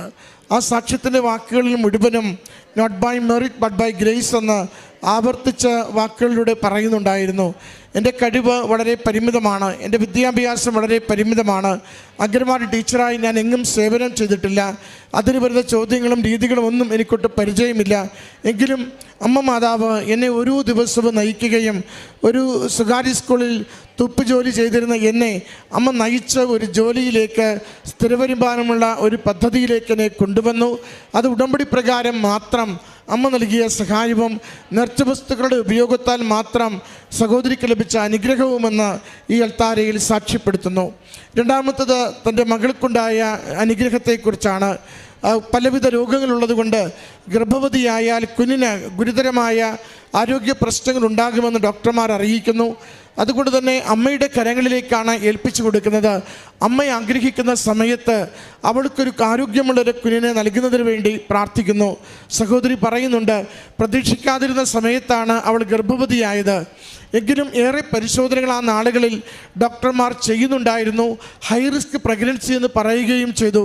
എങ്കിലും നല്ല അമ്മയുടെ മക്കളുടെ ഉടമ്പടി അംഗീകരിച്ചുകൊണ്ട് ഉടമ്പടി നേർച്ച വസ്തുക്കളുടെ നിരന്തരമായ ഉപയോഗത്തിലൂടെ യാതൊരു ആരോഗ്യ പ്രശ്നവുമില്ലാതെ പൂർണ്ണ വളർച്ചയെത്തി പൂർണ്ണ ആരോഗ്യമുള്ള കുഞ്ഞിനെ കരങ്ങളിലേക്ക് നൽകിയതിൻ്റെ സന്തോഷമാണ് ഈ അൾത്താരയിൽ പങ്കുവെച്ചത്. പ്രിയമുള്ളവരെ, നമുക്ക് അസാധ്യമെന്ന് തോന്നുന്നത്, നമുക്ക് ജീവിതം തന്നെ ക്ലേശകരമായി ഭാരപ്പെട്ടുവെന്ന് തോന്നുന്നത്, ഒരുപക്ഷെ മകൾക്ക് ഇനിയൊരു ആരോഗ്യമുള്ള കുഞ്ഞിനെ എനിക്ക് ജീവിതത്തിൽ ലഭിക്കുമോ എന്ന് സംശയിച്ചിരുന്ന നാളുകളിൽ അമ്മ ഇടപെടുകയും ഈശോയിൽ നിന്ന് അത്ഭുതകരമായി സൗഖ്യപ്പെടുത്തുന്ന ആരോഗ്യമുള്ള ജീവിതത്തിന് പ്രതീക്ഷ കൊടുക്കുന്ന അനുഭവങ്ങൾ ഈ കുടുംബത്തിന് ലഭിച്ചതിനെയാണ് ഈ അൾത്താരയിൽ സാക്ഷ്യപ്പെടുത്തുന്നത്. അമ്മയുടെ കരങ്ങളിലേക്ക് ഏൽപ്പിച്ചു കൊടുക്കുന്ന നിയോഗം എത്ര കണ്ട് അസാധ്യമോ, എത്ര കണ്ട് പ്രയാസകരമോ, എത്ര കണ്ട് നമുക്ക് തന്നെ ലഭിക്കുമോ എന്ന് വിശ്വാസമില്ലാത്തതുമാണെങ്കിലും അമ്മ അത് ഏറ്റെടുക്കുവാൻ തയ്യാറാണ്. അമ്മ ജീവിതത്തിൻ്റെ ഏത് വിഷയവും ഏറ്റെടുക്കുവാൻ തയ്യാറാണ്. അമ്മ തിരുക്കുമാരൻ്റെ സന്നിധിയിൽ നമുക്ക് വേണ്ടി എത്ര നേരവും എത്ര നാളും പ്രാർത്ഥിക്കുവാൻ തയ്യാറാണ്. നമ്മൾ അമ്മയോടൊപ്പം നമ്മുടെ ജീവിതത്തെ സാക്ഷ്യപ്പെടുത്തുവാൻ വിധം, ദൈവത്തിനെ ഉടമപ്പെടുത്തുവാൻ വിധം നമുക്ക് ജീവിക്കുവാൻ തയ്യാറാണോ? ഓർക്കണം, നമ്മൾ 10, 40, 60 വർഷത്തെ ജീവിതമാണ് അമ്മയുടെ കരങ്ങളിൽ കൊടുത്തിട്ട് നമ്മൾ പറയുക, ഈ നിമിഷം മുതൽ ഞാൻ നന്നായി ജീവിക്കാം, എൻ്റെ ഇത്രയും വലിയൊരു ആവശ്യം നേടിത്തരണമെന്ന്. നാം ചോദിക്കുന്ന ആവശ്യം എത്രയോ വലുതും ഞാൻ അമ്മയുടെ മുമ്പിൽ ഏൽപ്പിക്കുന്ന നമ്മുടെ കമ്മിറ്റ്മെൻറ്റ് എത്രയോ ചെറുതുമാണ്. എങ്കിലും നമ്മുടെ കമ്മിറ്റ്മെൻറ്റ് ചെറുതാണെങ്കിൽ കൂടിയും വലിയ ആവശ്യങ്ങൾ നിവർത്തിച്ചു തരുവാൻ അമ്മയ്ക്ക് യാതൊരു മടിയുമില്ലെന്ന് ഈ കുടുംബവും ഈ അൾത്താരയിൽ സാക്ഷ്യപ്പെടുത്തുകയാണ്. പ്രിയമുള്ളവരെ, ഉടമ്പടി വേഗം അനുഗ്രഹങ്ങൾ പ്രാപിക്കുന്നൊരു ജീവിതക്രമം മാത്രമല്ല, ഉടമ്പടി വേഗം ദൈവത്തിന് ആത്മാവിനെ കൊടുക്കുവാൻ നമ്മളെ നിരന്തരം പ്രചോദിപ്പിക്കുന്ന ഒരു ദൈവിക പദ്ധതിയാണ്. ആത്മാവിനെ കൊടുക്കുവാനുള്ള നിൻ്റെ സന്നദ്ധത അത് വേഗത്തിലാകുമ്പോൾ നിന്റെ ജീവിതത്തിൻ്റെ ഏറ്റവും ഇരുണ്ട് കയറിയ പ്രശ്നങ്ങളിൽ പോലും അമ്മയുടെ സഹായം ലഭിക്കുന്നത് കാണാനാവും. അതുകൊണ്ട് നമുക്ക് ഒറ്റ ജീവിതമേ ഉള്ളൂ, നമുക്ക് ഒറ്റ മനസ്സേ ഉള്ളൂ. അമ്മ മാതാവിൻ്റെയും ഈശോയുടെയും മുമ്പിൽ നമുക്ക് പറയണം, പല മുഖത്തോടു കൂടിയല്ല ജീവിക്കുന്നത്. എൻ്റെ ആത്മാവിനെ ശുദ്ധീകരിച്ച് എൻ്റെ ബന്ധങ്ങളിൽ, എൻ്റെ ജീവിതത്തിൽ, എൻ്റെ സാമ്പത്തിക മേഖലയിൽ, എൻ്റെ തൊഴിലിടത്തിൽ, എൻ്റെ കുടുംബത്തിനുള്ളിൽ ഞാൻ ജീവിക്കുന്നത് തെളിമയോടുകൂടിയാണ്, വിശുദ്ധിയോടുകൂടിയാണ്, ദൈവഹിതം അനുസരിച്ചെന്ന് പറയുവാൻ നാം തയ്യാറായി മുന്നോട്ട് വരുമ്പോൾ, ദൈവത്തിന് നമ്മളെ വിശ്വസിക്കാമെന്ന് ദൈവം വിചാരിക്കുന്ന സമയം വരുമ്പോൾ ജീവിതത്തിൽ നമുക്കത് അനുഗ്രഹത്തിൻ്റെ അനുഭവങ്ങളായി തുടർച്ചയായി മാറിക്കൊണ്ടിരിക്കും. അതിന് സാക്ഷ്യം ഈ കുടുംബം ഈ അൾത്താരയിൽ ഏറ്റുപറയുന്നു. നമ്മുടെ ജീവിതത്തെ, സങ്കടങ്ങളെ, ദുരിതങ്ങളെ, തകർച്ചകളെ അമ്മയുടെ കരങ്ങളിലേക്ക് ഏൽപ്പിച്ചു കൊടുത്തുകൊണ്ട് അവർക്കും അവനും ഇവനും ഒക്കെ ലഭിക്കുന്ന അതേ അനുഗ്രഹം, അതേ ദൈവ സാമീപ്യം, അമ്മയുടെ സഹായം എൻ്റെ കുടുംബത്തിൽ, എൻ്റെ ജീവിതത്തിൽ, എൻ്റെ പ്രശ്നത്തിലേക്ക് അമ്മ ഇറങ്ങി വരണമേ എന്ന് പ്രാർത്ഥിക്കാം. അമ്മ കൂടെ നിൽക്കും. അമ്മ ഈശോയോട് ഏത് ജീവിത വിഷയവും ഏൽപ്പിച്ചു കൊടുത്ത് നമുക്ക് വേണ്ടി പ്രാർത്ഥിക്കുകയും നമ്മളെ സഹായിക്കുകയും ചെയ്യും. ഈ കുടുംബത്തിൽ ലഭിച്ച ഈ 2 വലിയ അനുഗ്രഹങ്ങൾക്കും അമ്മ മാതാവിനും ഈശോയ്ക്ക് നന്ദി പറഞ്ഞുകൊണ്ട് കരങ്ങളടിച്ച് ഈ സാക്ഷ്യം നമുക്ക് സമർപ്പിക്കാം. ജോജി, ഞാൻ എറണാകുളത്തു നിന്ന് വരുന്നു. ഇത് എൻ്റെ സഹോദരൻ, അടുത്തത് എൻ്റെ മകനാണ് നിരഞ്ജൻ, സഹോദരൻ്റെ പേര് ഷാജി.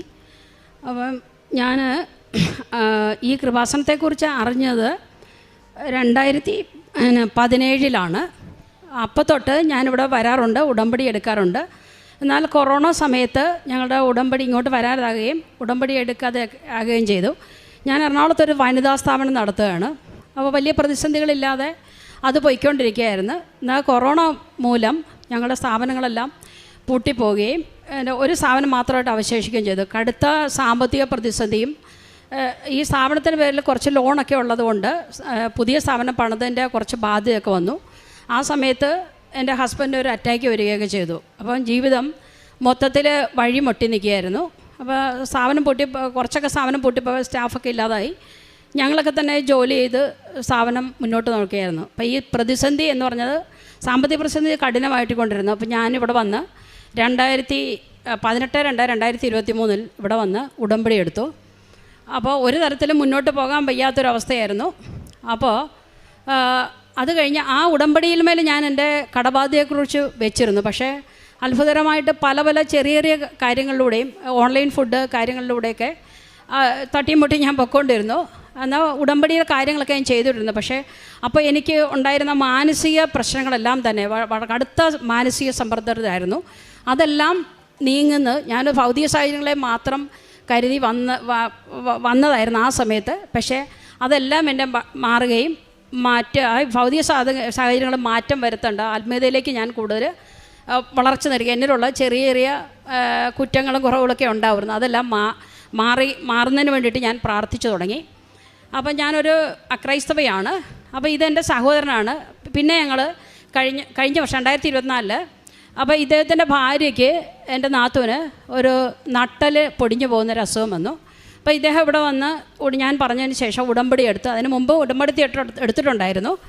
പല ചെറിയതും വലുതുമായ അദ്ദേഹത്തിൻ്റെ ഒരുപാട് കാര്യങ്ങളൊക്കെ നടന്നു കിട്ടി. അപ്പോൾ ഇദ്ദേഹം കേരള സ്റ്റേറ്റിൻ്റെ സ്റ്റാറ്റിസ്റ്റിക്സ് ഡിപ്പാർട്ട്മെൻറ്റിന് വിരമിച്ച ആളാണ്.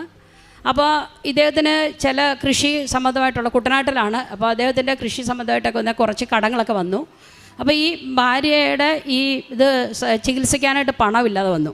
അപ്പോൾ ഉടമ്പടിമേൽ പോയി വല്ലാത്ത സാമ്പത്തിക ബുദ്ധിമുട്ട് ഇരിക്കുമ്പോൾ പെട്ടെന്ന് ഒരു ദിവസം ആ ഓപ്പറേഷന് ഡേറ്റ് ഫിക്സ് ചെയ്തിരുന്നു. പക്ഷേ അത് മുന്നോട്ട് അതായത് ഓപ്പറേഷൻ ചെയ്യാനായിട്ട് പണമില്ല വരുന്നു. പെട്ടെന്ന് ഒരു ദിവസം എന്നെക്കൊണ്ട് അല്ലെങ്കിൽ ഞാൻ ഇദ്ദേഹത്തിനെ വിളിക്കുകയും പെട്ടെന്നൊരു എമൗണ്ട് ഞാൻ ഒരിക്കലും എനിക്കും കടം ബാധ്യത വന്നിരിക്കുക. അപ്പോൾ പെട്ടെന്നൊരു എമൗണ്ട് ഇദ്ദേഹത്തിനോട് ഞാൻ ഓഫർ ചെയ്യുകയും അതേ തുടർന്ന് എൻ്റെ സഹോദരരെല്ലാം ചേർന്നിട്ട് ഒരു വലിയ എമൗണ്ട് ഇദ്ദേഹത്തിന് നൽകുകയും ഭാര്യയുടെ ഓപ്പറേഷൻ ഇദ്ദേഹം വെച്ച ഉടമ്പടിയിലൂടെ ഞങ്ങൾ വെച്ച ഉടമ്പടിയിലും അതെല്ലാം പരിഹരിക്കപ്പെടുകയും ഇപ്പം ചേച്ചി വിശ്രമ ജീവിതത്തിലാണ്.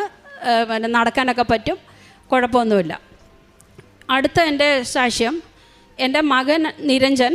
അപ്പോൾ ഞാൻ 2017 ഇവിടെ വന്ന് ഉടമ്പടി എടുത്തിട്ടാണ് എൻ്റെ മകന് നവോദയയിൽ പ്രവേശനം കിട്ടിയത്. അപ്പം തൊട്ട് തന്നെ ഞാൻ ഉടമ്പടിയിലായിരിക്കുകയും ചെയ്യുന്നു. പക്ഷേ ഇവന് ഇവിടെ വന്ന് ഞാനൊരു ദിവസം ഇവൻ CA-ക്കാണ് പഠിച്ചുകൊണ്ടിരുന്നത്. അപ്പോൾ ഇവിടെ വന്ന് പ്രാർത്ഥിച്ച ശേഷമാണ് ഫൗണ്ടേഷൻ തന്നെ കിട്ടിയത്. അതിനുശേഷം CA-യുടെ കോഴ്സിനെ കുറിച്ച് അറിയാം ഇൻ്റർ പാസ്സാകാൻ വളരെ ബുദ്ധിമുട്ടാണ്.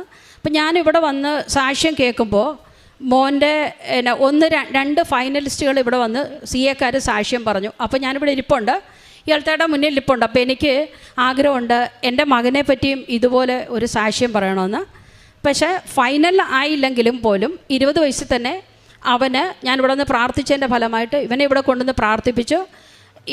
ഇവൻ പഠിക്കുന്ന സ്ഥലത്തു നിന്ന് ഇവിടെ വന്ന് പരീക്ഷയ്ക്ക് മുമ്പായിട്ട് പ്രാർത്ഥിക്കുകയും കാശുരൂപം കൊടുക്കുകയൊക്കെ ചെയ്തു. എന്തായാലും ഒരുപാട് പേര് ഇവനെ പഠിപ്പിച്ച കുട്ടികൾ തന്നെ ഇവനേക്കാളും മുതിർന്നവരൊക്കെ നിൽക്കും തന്നെ 20 വയസ്സിൽ അവന് ഇൻ്റർ കിട്ടി. ഇപ്പോൾ അവനൊരു എറണാകുളത്തൊരു ഫേമിൽ 1 വർഷമായിട്ട് വർക്ക് ചെയ്യുന്നു. അത് രണ്ടാമത്തെ സാക്ഷ്യം. മൂന്നാമത്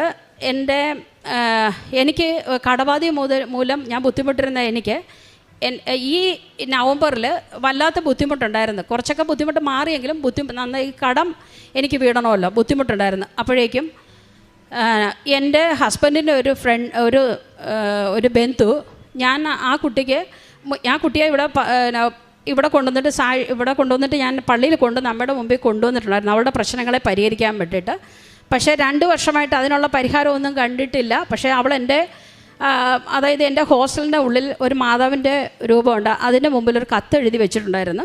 ആ കത്ത് ഞാൻ ഒരിക്കലും തുറന്ന് നോക്കിയിട്ടില്ല. അപ്പോൾ എപ്പോഴും പൊടി തട്ടി അവിടെ തൂത്ത് വരുമ്പോൾ 2 വർഷം കഴിയുമ്പോൾ ഞാൻ ഓർക്കും ഇതൊന്നും പരിഹരിക്കപ്പെട്ടിട്ടില്ലല്ലോ, ഞാനാണ് ഉടമ്പടി എടുത്തത്. പക്ഷേ ആ ഉടമ്പടിയിൽ ശക്തമായിട്ട് അവളുടെ പ്രാർത്ഥനയൊന്നും വെക്കാൻ പറ്റിയില്ലോ എന്ന് പറയും. പക്ഷേ എന്നാൽ ഈ 2025 നവംബർ മാസം ആദ്യം തന്നെ കുട്ടി എന്നെ വിളിക്കുകയും ഒരു ദിവസം എന്നോട് സംസാരിക്കണമെന്ന് പറയുകയും ചെയ്തു. അപ്പോൾ ഞാൻ എന്താണെന്ന് ചോദിച്ചപ്പോൾ വളരെ അത്ഭുതകരമായിട്ട് ഈ പെൺകുട്ടിയെ എല്ലാവരും തന്നെ അവഹേളിച്ചിട്ടിരുന്ന ഒരു കുട്ടിയായിരുന്നു. ഞാൻ മാത്രമായിരുന്നു. എൻ്റെ ഹസ്ബൻഡിൻ്റെ വീട്ടിൽ ഈ കുട്ടിക്ക് വേണ്ടിയിട്ട് അവളെ കേൾക്കാനുള്ള ഒരാൾ ഞാൻ മാത്രമായിരുന്നു. അപ്പോൾ അവളെന്നെ വിളിച്ചിട്ട് പറഞ്ഞു, അത്ഭുതകരമായിട്ട് ഇവൾക്ക് കുറച്ചധികം പണം ഈ പെൺകുട്ടിയുടെ ഒരു ജോലിയിൽ നിന്ന് ഇവൾക്ക് വലിയൊരു എമൗണ്ട് തന്നെ കിട്ടി. നമുക്ക് സങ്കല്പിക്കാൻ പറ്റാത്തൊരു എമൗണ്ട് കുട്ടിക്ക് കിട്ടി. എന്നോട് പറഞ്ഞ് ആൻറ്റി മാത്രമാണ് എന്നെ സഹായിച്ചത് എൻ്റെ ഇല്ലായ്മയിൽ, എന്നെ കേട്ടതും എൻ്റെ കുറ്റങ്ങളെ പൊറുത്തതും. അതുകൊണ്ട് ആൻറ്റിയുടെ കടബാധ്യത 16 ലക്ഷത്തോളം വരുന്ന കടബാധ്യത ഞാൻ വീട്ടിൽ തരാമെന്ന് പറയുകയും ഈ കഴിഞ്ഞ മാസം അതിൻ്റെ 8 ലക്ഷത്തോളം രൂപ എൻ്റെ അക്കൗണ്ടിലേക്ക് യാതൊരു ഞാൻ തന്നെ അത്ഭുതപ്പെട്ടു. ഒറ്റ പൈസ ഇൻട്രസ്റ്റ് ഇല്ലാതെ കുട്ടി എനിക്ക് എൻ്റെ അക്കൗണ്ടിലേക്ക് മാറ്റി തരികയും എൻ്റെ ഒരു ലോൺ ക്ലോസ് ചെയ്യുകയും ചെയ്ത് അടുത്ത ലോൺ അപ്പോൾ ബാങ്കിൽ നിന്ന് പറഞ്ഞനുസരിച്ചിട്ട് 1.5 മാസത്തെ ഗ്യാപ്പ് ഇട്ടിട്ട് അടുത്ത ലോണ് ഇടാൻ പറ്റുള്ളൂ. ഇത് അമ്മ മാതാവ് ഞാൻ എൻ്റെ ഉടമ്പടി വെച്ചിരുന്നായിരുന്നു. എങ്കിലും ഇത് അമ്മ മാതാവ് തിരുക്കുമാരൻ വഴി തന്ന വലിയൊരു അനുഗ്രഹമായിട്ട് ഞാൻ കരുതുന്നു. അപ്പോൾ ഞാൻ വളരെയധികം വിഷമിച്ചിരുന്നു. അപ്പോൾ എൻ്റെ ചെറിയ മകൻ വന്നിട്ട് വേണം, ഈ കടം കൂടാതെ വേറെയും സ്ഥാപനത്തിൻ്റെ നടത്തിപ്പുമായിട്ട് ബന്ധപ്പെട്ട് ഒരുപാട് കടങ്ങളുണ്ടായിരുന്നു. അപ്പോൾ ഈ ചെറിയ കുട്ടി പഠിച്ച് വന്നിട്ട് വേണമല്ലോ അവൻ്റെ തലയിൽ ഇത്രയും ബാധ്യത വെക്കാനെന്ന് പറഞ്ഞു. അപ്പോൾ അതിനുശേഷം എൻ്റെ ഈ സഹോദരങ്ങളാണ്. ഞങ്ങൾക്ക് കുഞ്ഞിലേ തന്നെ എൻ്റെ അമ്മ മരിച്ചു പോയതാണ് 2 വയസ്സൊക്കെ ആയപ്പോൾ. എൻ്റെ 6 സഹോദരന്മാർ ചേട്ടന്മാരാണ്, 2 ചേച്ചിമാരും ഉണ്ട്. അപ്പോൾ ഞങ്ങൾ ആ വളരെ അടുത്ത ഒരു ബന്ധമാണ് ഞങ്ങൾ സഹോദരങ്ങൾ തമ്മിലുള്ളത്. അപ്പം ഇവർക്കാർക്കും എന്നെ സഹായിക്കാൻ പറ്റുന്നൊരു സാധ്യതയല്ല, ഒരു ഇതിലല്ല. എല്ലാവരും റിട്ടയർഡായി ഓരോരോ കാര്യങ്ങളിലൂടെ ഇതാക്കി നടക്കുകയായിരുന്നു. പിന്നെ അപ്പോൾ ഇത് എൻ്റെ കുടുംബത്തിന് ഈ കടബാധ്യമൊന്നും എൻ്റെ മേലെ വീടാൻ പറ്റത്തില്ലാത്തതുകൊണ്ടും എനിക്ക് ഇളയതായതുകൊണ്ടും മറ്റ് ജോലിയൊന്നും ഇല്ലാത്തതുകൊണ്ട് ഞങ്ങളുടെ ഇതിനെ ഒക്കെ ബാധിച്ചിരുന്നു. അപ്പോഴേക്കും ഇവർക്ക് എനിക്ക് ചെറിയ സഹായം ചെയ്യാനായിട്ടുള്ള വഴിയും അടച്ചു കളഞ്ഞു. എൻ്റെ സഹോദരങ്ങളെ ഏതെങ്കിലും രീതിയിൽ സഹായിക്കാൻ പറ്റില്ല. പക്ഷേ മാതാവ് ഈ കഴിഞ്ഞ വർഷം എൻ്റെ സ്ഥാപനത്തിൻ്റെ മുകളിലേക്ക്, മറ്റ് സ്ഥാപനങ്ങളെല്ലാം പൂട്ടിപ്പോയുണ്ട്, എൻ്റെ സ്ഥാപനത്തിൻ്റെ മുകളിലേക്ക് ഒരു നിലയും കൂടെ പണിത് എനിക്ക് സർപ്ലസ് എമൗണ്ട് എൻ്റെ കയ്യിലേക്ക് വന്നിട്ട് എനിക്ക് കുറച്ച് ആൾക്കാരെ, എൻ്റെ സുഹൃത്തുക്കളെയും എന്നെ തേടി വരുന്ന ആൾക്കാരെയും എനിക്ക് സഹായിക്കാൻ പറ്റുന്ന രീതിയിൽ ദൈവം എന്നെ ഉയർത്തി തന്നു. അത് മുഖേന ഓരോരുത്തർക്ക് എനിക്ക് സഹായം ചെയ്യാൻ പറ്റുന്നുണ്ട്. പിന്നെ അതുകൂടാതെ പ്രേക്ഷിത പ്രവർത്തനം എന്ന് പറയുമ്പം ഇവിടുന്ന് ഇത് നേർച്ച വസ്തുക്കൾ വാങ്ങി എനിക്കറിയാവുന്ന സുഹൃത്തുക്കളുടെ ഇടയിലെല്ലാം വിതരണം ചെയ്യും. അതുകൂടാതെ വനിതാ സ്ഥാപനം ആയതുകൊണ്ട് കേരളത്തിൻ്റെ അങ്ങോളം ഇങ്ങോളമുള്ള ജില്ലകളിലുള്ള എല്ലാ ജാതി മതസ്ഥരെക്കുറിച്ചോടും അവരുടെ വിഷമിക്കുമ്പോൾ അവരുടെ പ്രശ്നങ്ങൾ കേട്ടിട്ട് ഇങ്ങനൊരു പള്ളിയെക്കുറിച്ച് പറയാനും അനേകം പേരെ ഇവിടെ വന്ന് ഉടമ്പടി എടുക്കാനും കണ്ണൂർ കാസർഗോഡ് തൊട്ടുള്ള ആൾക്കാർ ഇവിടെ വന്ന് ഉടമ്പടി എടുക്കാനും അവർക്ക് പലരും ഇവിടെ വന്ന് സാക്ഷ്യം പറയാനും ഇടവരുത്തിയിട്ടുണ്ട്. ആത്മീയ ജീവിതത്തിൽ എനിക്ക് കുറച്ച് അതുപോലെ തന്നെ പണ്ട് ഇസബല്ല ഒരു തെങ്ങിനടിയിൽപ്പെട്ട് ഒരു കുട്ടി അപകടത്തിൽപ്പെട്ടപ്പോൾ അച്ഛൻ ഇവിടെ നിന്ന് ഞാൻ അപ്പോൾ സാക്ഷ്യം പറയുമ്പോൾ ഉണ്ട്. അച്ഛൻ അത് എടുത്തു പറഞ്ഞ് ഞാൻ ക്രൈസ്തവ എനിക്ക് ഈ കൊന്തയെക്കുറിച്ചൊന്നും അറിയില്ല. പക്ഷേ അച്ഛൻ പറഞ്ഞ് ഈ ക്രൈസ്തവരായവർക്ക് ബുക്ക് നോക്കാതെ കൊന്ത് ചെല്ലാൻ പറ്റത്തില്ലെന്ന് പറഞ്ഞ ഒരു അപകടഘട്ടം വരുമ്പോൾ നിങ്ങൾക്കത് ചൊല്ലാമല്ലോ എന്ന് പറഞ്ഞു.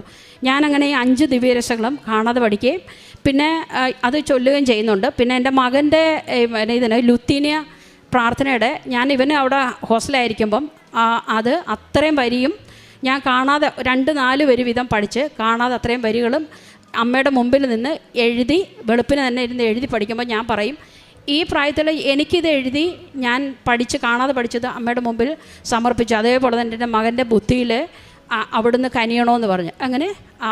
അങ്ങനെയാണ് അവൻ്റെ വിജയം എന്ന് ഞാൻ ഉറച്ച് വിശ്വസിക്കുന്നു. ക്രൈസ്തവയാണെങ്കിലും എല്ലാ ദിവസവും ഞാനും എൻ്റെ സഹോദരനും തന്നെ ബൈബിൾ വായിക്കുകയും അതുപോലെ തന്നെ അതിൻ്റെ വചനങ്ങൾ എഴുതി തന്നെ ഞങ്ങൾ പഠിക്കുകയും ചെയ്യും. അതേപോലെ തന്നെ ആൾക്കാരോട് ഞാൻ ഇതിൻ്റെ വചനങ്ങളെക്കുറിച്ച് പറയുകയും ചെയ്യും. ഓരോ ഭവനത്തിലും ചെന്ന് ഈ പേപ്പറൊക്കെ കൊടുക്കുന്നത് ഓരോ വീട്ടിൽ നിന്ന് എൻ്റെ ഈ അനുഭവങ്ങളെ അനേക അനുഭവങ്ങൾ എനിക്കുണ്ടായിട്ടുണ്ട്. ഈ 2017 തൊട്ട് ഇങ്ങോട്ട് എല്ലാവർക്കും എന്നെ അറിയാം, എൻ്റെ ചുറ്റുവട്ടത്തുള്ള എല്ലാവരോടും ഇത് പറഞ്ഞ് അവർക്ക് ബലം കൊടുത്തിട്ടാണ്.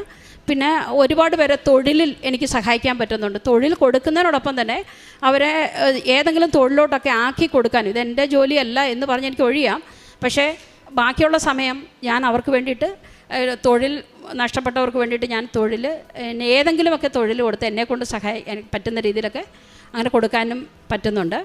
അപ്പം ഇതെല്ലാം എനിക്ക് നേടിത്തന്നത് എൻ്റെ മാതാവ് വഴി, ഈശോ വഴിയാണ് എനിക്ക് മാതാവ് നേടിത്തന്നാണ്. അതിന് 1000 നന്ദി, നമസ്കാരം. പർവ്വതങ്ങളിലേക്ക് ഞാൻ കണ്ണുകൾ ഉയർത്തുന്നു. എനിക്ക് സഹായം എവിടെ നിന്ന് വരും? എനിക്ക് സഹായം കർത്താവിൽ നിന്ന് വരുന്നു, ആകാശവും ഭൂമിയും സൃഷ്ടിച്ച കർത്താവിൽ നിന്ന്. സങ്കീർത്തനം 121, 1-2 വചനമാണ്. പർവ്വതങ്ങളിലേക്ക് ഞാൻ കണ്ണുകൾ ഉയർത്തുന്നു എന്ന് പറയുമ്പോൾ മലകളിലേക്കാണ്. ഒരു ശക്തിയുടെയും ഒരു ഉറപ്പിൻ്റെയും ചിന്തയിലേക്കാണ്. ഒരു ചിഹ്നമാണ് മല എന്ന് പറയുന്നത്. നമ്മൾ സഹായം തേടി പലപ്പോഴും കൂടുതൽ ശക്തിയുള്ള സ്ഥലങ്ങളിലേക്കാണ് നമ്മൾ പോകുന്നത്. ചിലപ്പോൾ ചില മനുഷ്യരിലോ പല വ്യക്തികളിലോ സാഹചര്യങ്ങളിലോ നമ്മളുടെ സഹായം തേടി നമ്മൾ പോകും. പക്ഷെങ്കിൽ വിശ്വാസമുള്ളവർ വിശ്വാസത്തോടെ ദൈവത്തെ തേടി സൃഷ്ടാവിൻ്റെ അടുക്കിലേക്ക് വരുമ്പോഴാണ് ആ സൃഷ്ടാവിൻ്റെ സ്നേഹവും കരുണയും ജീവിതത്തിൽ കൂടുതൽ അനുഭവിക്കാൻ സാധിക്കുന്നത്. മനുഷ്യരിലോ സാഹചര്യങ്ങളിലോ മാത്രം ആശ്രയിക്കുന്നതല്ല, സകലത്തിൻ്റെ സൃഷ്ടാവായ ദൈവത്തിൽ ആശ്രയിക്കുമ്പോഴാണ് നമ്മുടെ ജീവിതത്തിൽ പുത്തൻ വഴികൾ തെളിഞ്ഞു വരുന്നത്. ഷീബ ജോജി എന്ന സഹോദരി നമ്മളോട് ഷെയർ ചെയ്തത്, സാക്ഷ്യപ്പെടുത്തിയതും അതുതന്നെയാണ്.